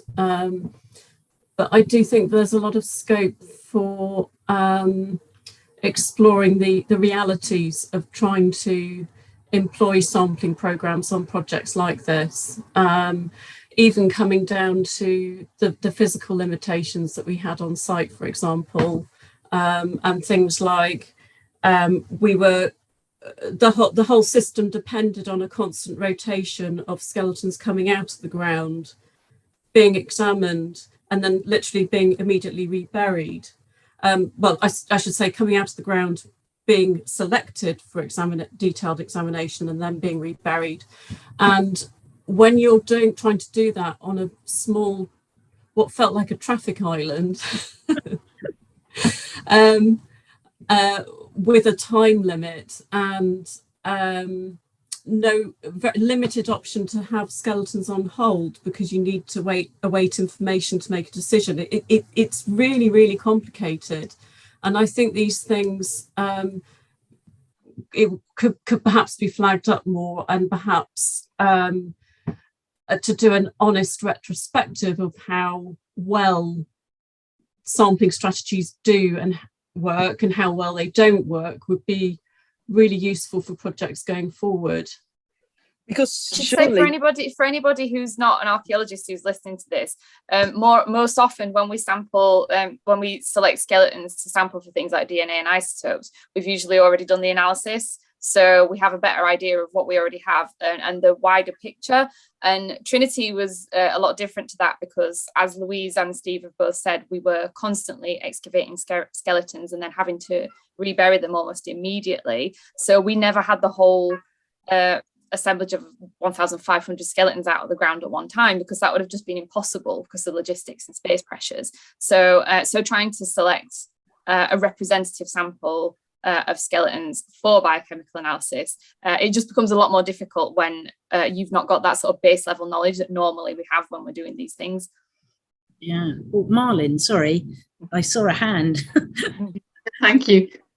Yeah, I wanted to ask, I presume you weren't able to create a biobank or with samples for future research. No. I mean, what I found it absolutely fascinating, the talks, and I wondered a bit more about status and pollution and trauma and cancer, whether you were able to investigate that. I guess that isn't possible so much for Radcliffe, but for Trinity. Did you see a relationship between status and more trauma or more evidence of pollution or anything like that?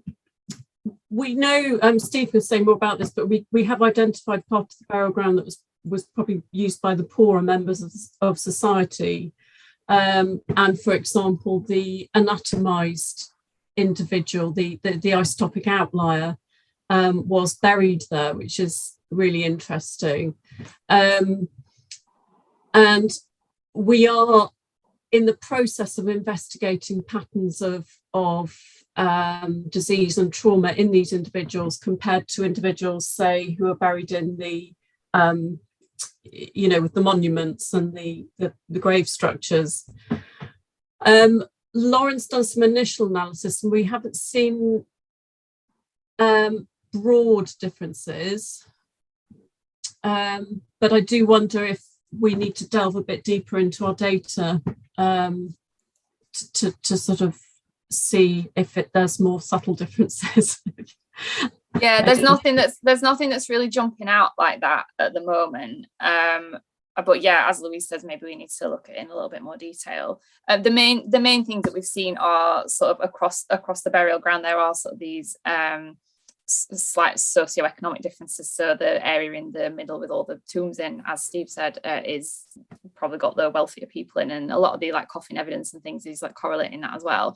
And then we've got this poor area over to the east, and then the western end is just very, very busy, very, very densely packed, but we're not actually sure that is to do so much with those socioeconomic factors. Maybe it's just where there was space to put people in at the end. That brings us to another question as well, which is quite related, which is whether there's any evidence of diversity of ancestry in the DNA as yet. So I'm afraid the short answer is we don't know yet. we are eagerly awaiting results. But I was interested to see the isotopes coming back and showing that of the ones we sampled, they are predominantly local, which is slightly surprising for a port. Well, that was the point that was being made. Given it is a port, yeah, one might expect quite a lot of diversity. So this will be an interesting thread when it does come back. Yeah. Just changing the subject little, I'm conscious of the fact that a question was asked quite a long time ago about the channel at Radcliffe and the fact that concrete was put across the top of it accidentally. I don't know if you'd like to pick that one up. Alice, were you on site when they broke the concrete open?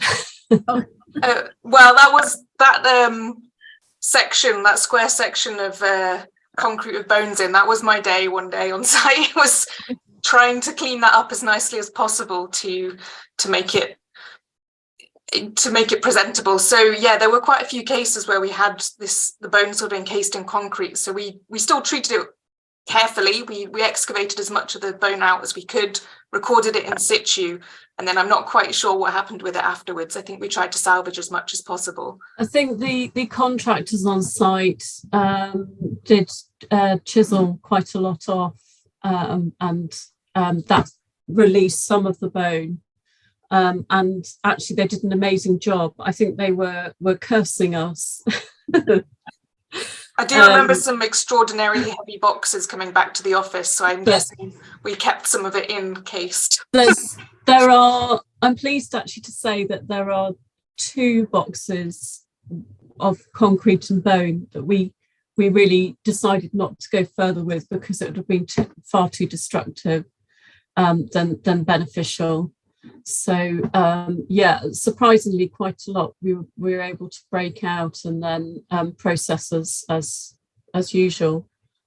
There's been a question which I suppose might have a different answer for Trinity and for Radcliffe, which is how long osteologists have to examine the bones. I suppose I should probably take this one. I think for the 2 sites are very different, because with Radcliffe Infirmary, the skeletons were all retained for a period after the excavation and brought back to the Oxford Archaeology laboratory, and then they were all looked at in the lab.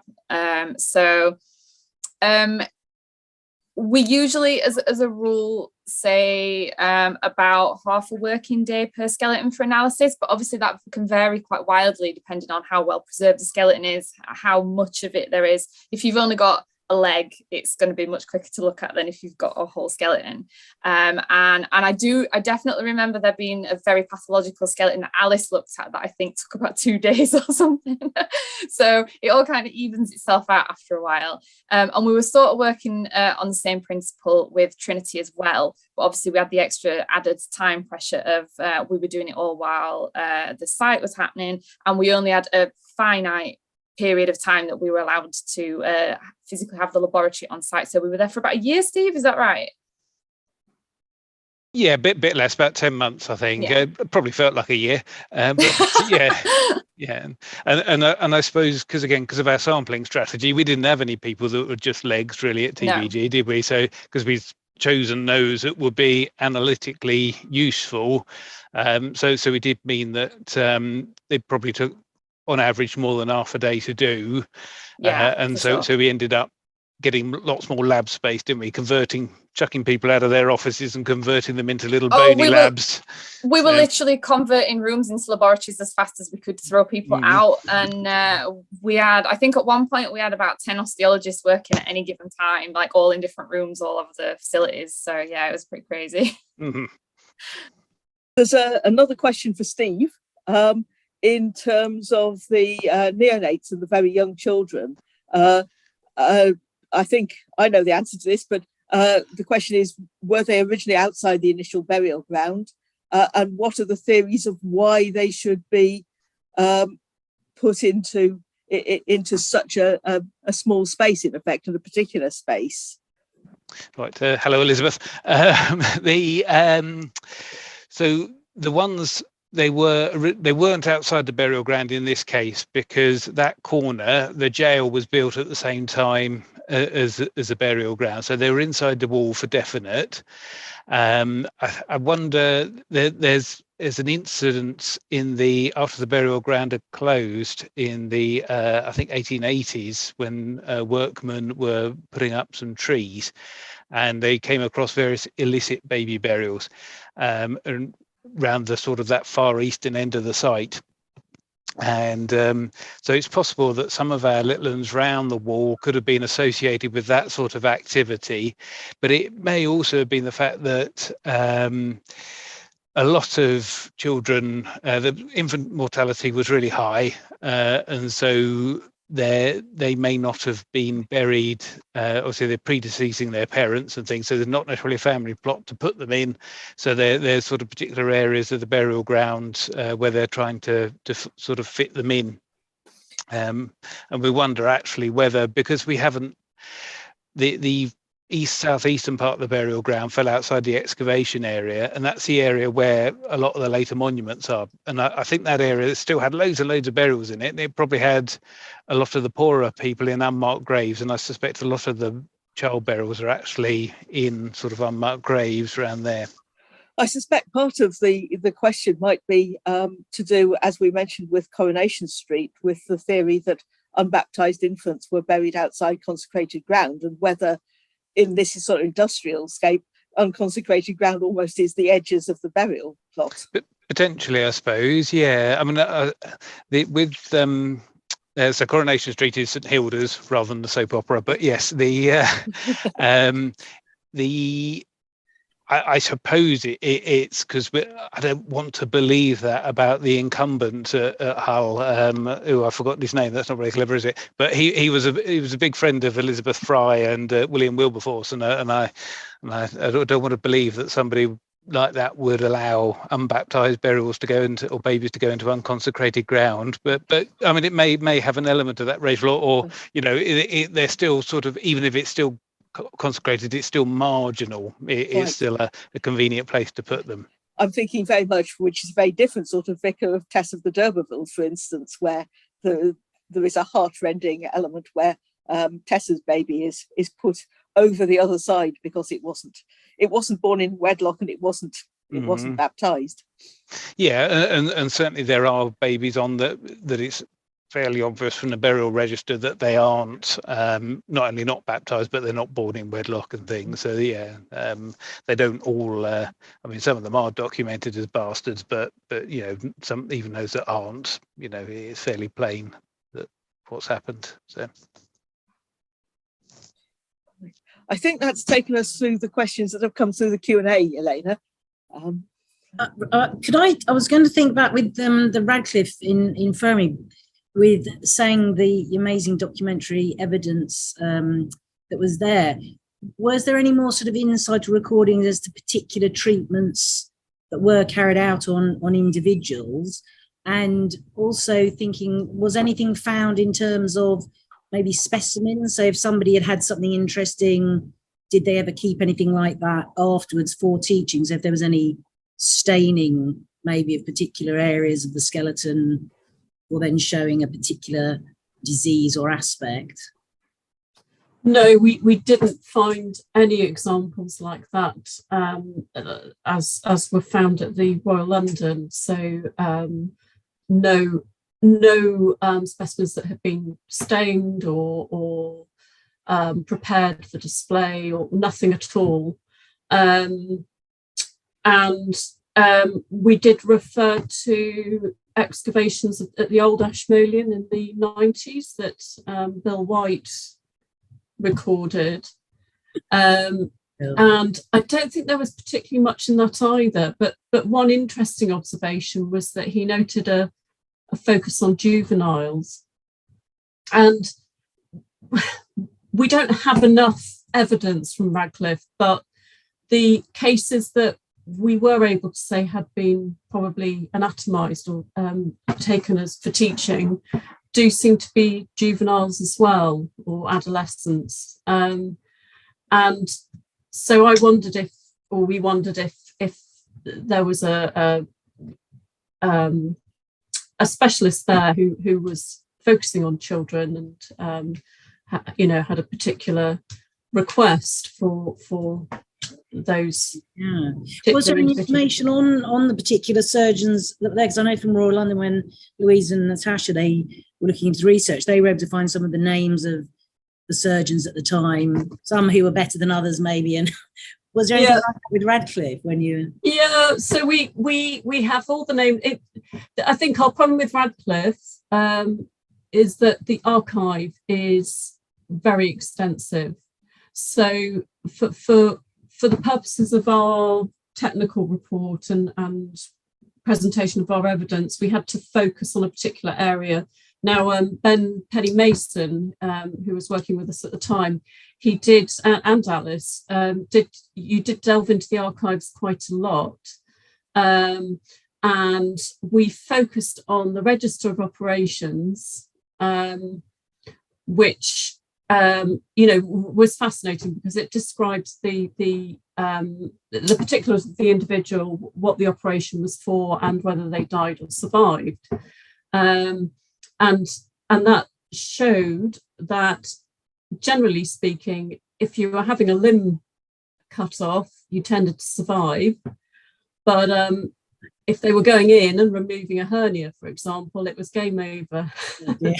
Just because hospitals weren't the kind of environment set up for that type of procedure at the time, because of infection. The risk of infection.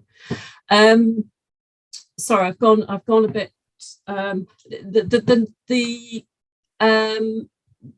Ben built a sort of tree of all the surgeons who were working in the Radcliffe at the time, and that's in our technical report. So yes, we did start to look at particular surgeons and look at where their interests were and so on. It's so easy with all of this work, though, to sort of get carried off on a tangent. Yeah, that's it. Yeah, sort of head off in different directions. The other thing I was thinking is with the burials with Radcliffe, who paid for those? Because I think again, sort of Royal London, the board or the committee got a bit agitated sometimes because of the cost of things. So did you then pay for your burial there as the patient, or did they cover that cost? So to be admitted to the hospital, you had to pay a fee. So you had to have a benefactor to cover your fee for the hospital, and a portion of that was rather depressingly kept aside for your burial. Right. And Ben uncovered a lot of cases of individuals writing to benefactors, to trustees of the hospital, and asking them to support them so that they could go and have a treatment. Honestly, if anyone's interested, there's so much fascinating material there to delve into much further than we were able to.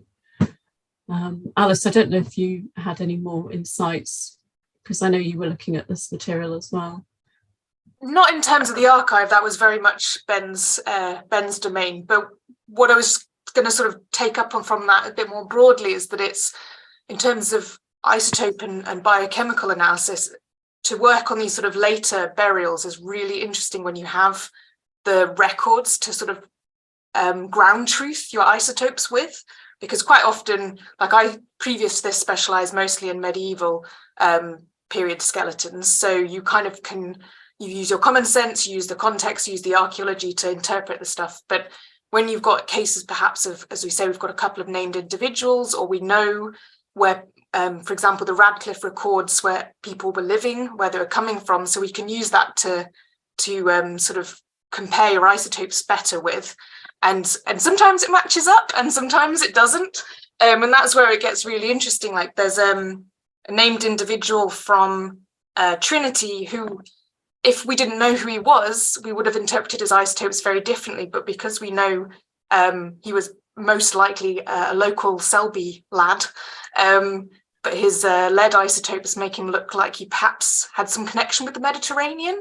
But now that we know who he was, we've got to think about that story in a bit more detail and kind of work out how to correlate this historical data with isotopic and archaeological data. So it's sort of a unique quirk of post-medieval and sort of later cemeteries where you've got this whole wealth of extra information to work with.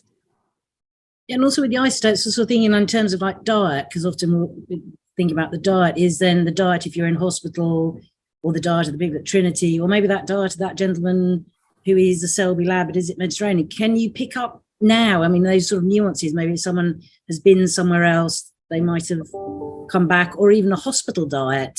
I mean, are there records of the hospital diet, which aren't great these days? I don't know if they're any better, any better in the past.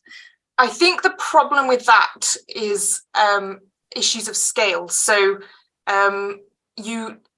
sort of the isotopics initially you're picking up in bones and teeth is a long process. So in bones, it can be like a sort of amalgamation of 10 years of your life, kind of average of that. But I think in the records for the Radcliffe, the maximum time you're allowed to stay was something like 2 months. So it's unlikely to be picked up in any of the isotopic analyses that we've done. But if you were sort of laid up in hospital for months and months and months, then perhaps you might be able to sort of see a slight change in sort of faster turning over tissues. But in this case, I don't think it's possible to see that. But if you do it in other cases, it might be. that I'm just sorry, it seems to just be me sort of asking about. I'm sorry. When I was just thinking about with the sampling, and I know that the difficulty in then trying to do the selection and the scale of these sites, but I know it was the 1500, wasn't it, and the 150. Was the 150 to sample because of things like the cost, or was it simply because of the scale and then the difficulty of how you had to process, particularly Silicon site with Trinity? Not really. It was a fairly arbitrary thing, really. It was stipulated by the church in the faculty. So they said you can analyze 1,500 and you can take 150 samples or sets of samples. Wonder how they got to that. How did they? Well, that's not known. Yeah. I mean, in some ways, it would almost have been easier to sample. Well, it would have made Lauren's life a lot easier if we'd sampled all 1,500 of them, and then, even then just selected 150 from that. But it would have been easier to have done all 1,500 really. But I'm not quite sure what their basis was. Yeah, because if they were worried about reburial, that could have all been reburied, couldn't it? Yes, afterwards. Yes, that's right. So sorry, Louise. No, that's fine. I was just going to say, for the Radcliffe, the faculty initially said you can analyse 50%, and there was to be no destructive analysis at all. However, we did sort of have a discussion with the Chancellor and the client, and the result was that they were finally open to us doing taking some isotope samples and looking at examining all of the skeletons, and originally they said reburial after a couple of years, but again they've allowed us to retain them. So I think in the case of Radcliffe, it was a case of communication really with them. They came and visited the lab in Oxford and were really interested to see that destructive analysis doesn't mean that whole bones are being smashed up, and in fact the Chancellor said, I had no idea that you take such tiny amounts. So it was an interesting experience to go through that. I think that's what's really important. I think, as you say, from that communication side, is because when we hear the word destruction, it does sound pretty terrifying, and I can imagine people must think, good Lord, what are we doing, just going around with some hacksaws or something. So as you say, it would be really good to be able to have more of that type of information conveyed, that how small something is, it isn't really that invasive per se. If there's any extant material that can be returned if they're being archived, or it could be reburied, I suppose, to allay people's fears and have that bit more transparency about it, and whether maybe, as you said, I think at the beginning, that possibly because of the closeness in time, is there that sense that people somehow feel more concerned than maybe if it's people who are from further on in the past. So again, having more sort of communication in that sense and discourse. And were there any family members that, because I know obviously sort of notification of excavations, did anyone sort of come forward from either of them to say, we might have relatives here, or show an interest? Yeah, people did. There were several people, most of whom were fairly happy with the work to go ahead. I think in a lot of those cases, because there's so many unmarked plots, it was impossible to know for the vast majority whether or not they lay within the excavation area. But yeah, there were some people that did come forward, and most of whom were quite interested in what we were up to. As far as I know, nobody came forward for Radcliffe at all. But as far as I'm aware, I think there were locally there was quite a lot of concern expressed, though, but they weren't direct relatives. I have learned that everyone is called William. Yeah. Popular name. Sorry, Marlon. Sorry. I'm really interested in your radiography and particularly how much that identified that you didn't expect. So the individuals with malignant carcinoma, with cancer that were picked up, was that quite frequent that people the skeletons showed no lesions, but then there were lesions detectable on the x-rays? I think you've raised another important question, actually, that for future projects we need to think about sort of things like what percentage of an assemblage should we be expecting to radiograph, and I don't have those numbers yet for Trinity.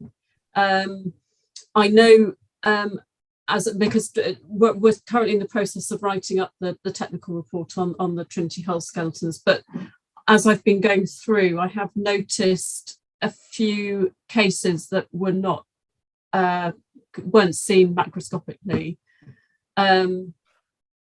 So I want to log them, I suppose, and sort of start looking at number, how many were there, and we could kind of use it as a measure for what we might be missing in these collections where we don't use radiography, because you can't possibly x-ray absolutely everything.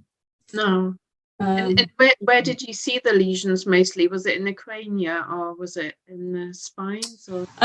Well, that example I put on the slide there, we did see lesions on that skull. I just thought it was a lovely image, so I put it up. But it did, in that case, it did help us see the extent of the pathology much more clearly and confirm the diagnosis. Other ones, I think that we were seeing some in long bones. Lauren, I don't know if you can think of any cases off the top of your head out of the Not off the top of my head. We weren't just x-raying a sort of proportion of the skeletons we were fully analysing. We were most often doing x-ray when we had a condition that we weren't clear on the diagnosis, so we were using it as a diagnostic tool, and sometimes the diagnosis would end up matching what we actually thought it was. And then in some cases, when we consulted with our radiographer friend Ian Watt, it turned out that he thought that what we were looking at was completely different to what we thought it was. And I think that's when more of the surprise cases came up, where we'd say, oh, we've x-rayed this because there's, I don't know, a big lump and we want to see if it's definitely a fracture or something else. And then Ian would say, oh no, it's this thing that like we probably wouldn't have even thought of, like considered as a possibility as osteologists. So it's been quite eye-opening, I think. But yeah, as Louise said, we need to we need to sort of go through the radiography a little bit more because we're still writing up. I think definitely it's an important, sorry, Marlon.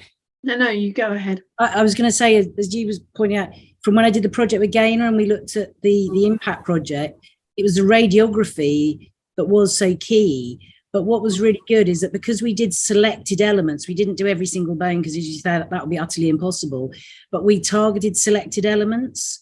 And so if that was a way maybe of being added into archaeological programs or assessments, as long as you can take the digital machine to the place, that would obviously be easier rather than sometimes always having to move things around. But the scope of that was brilliant because it wasn't then just about, well, because I can see a lesion, I'm going to say, is that what it is? It was picking up all of those things that we can't see and was much better in that sense than as being that sort of random way. And I think the cost wasn't so prohibitive because now being digital, it was much better. In the past, it would have been impossible. But I think, again, if you're in the commercial sector, obviously it's all about the things like the costs and everything. But again, the communication of it's all come down much more with stable isotopes. It's sort of less with doing some of the others, that radiography could be an element of part of the process. We also found that we got into quite a routine with it as well, because we didn't have the radiographers on site all the time, but we did have the equipment all the time. So we'd like stockpile case studies until we'd got enough to get them to come for 2, 3, 4 days or whatever. And then we'd have staff rotated on to be taking the case through to the radiographer. And I mean, we did get through a fair number of cases. I think we did more than we actually anticipated, because everybody sort of got into a good rhythm of doing it. And especially once everybody had a go and knew what to expect, and we sort of refined how we were organising everything logistically. Yeah, we did end up x-raying quite a lot of material. So I think it would be good, like you say, to programme this in a little bit more in future, and do, like, say, selected elements on a percentage sample of whatever the assemblage is. So I think that would be a really good idea. We're now approaching the end of our allotted time, but I see that Liz has a hand up. No, don't apologise. It's been fascinating. But I see Liz has got her hand up. I was just going to say, yes, it's just been absolutely fantastic. I think it's been a really thought-provoking session. And I just wanted to say a huge thank you to everyone, to Jelena for chairing so ably, and to everyone who's contributed, including Danielle for doing the technical side of things. Sorry to have kept you a bit longer than we expected. I'm sure there are people in need of their supper now, but I think it's been absolutely fantastic. And thank you so much. I could just advertise, I know Rachel was going to do it, but I'll just advertise the next one, which will be either, well, it'll be in a couple of months' time. It will either be on continuing our chronological theme, so we're modern now, so we might do something on World War II air crashes, something completely different, and we might do something scientific, going into more sort of thematic studies and things like that. So watch our website, and I do hope everybody's really enjoyed the evening, this as much as I have. It was really wonderful. Thank you. And we just need to add to answer a question that's just come up, which is, yes, as you might have seen, this both the session and the discussion has been recorded, and in a few days it will go up on our YouTube channel.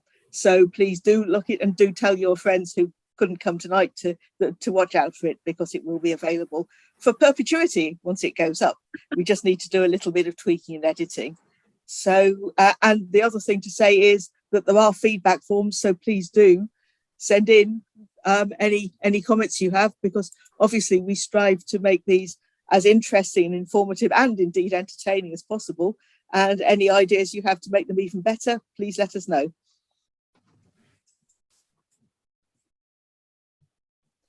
So with that, thank you very much again. I will add my thanks to Liz's, and see you all again fairly soon, I hope. Thank you very much. It's brilliant. Thank you. Bye. Thank you. Bye. Bye. Bye-bye.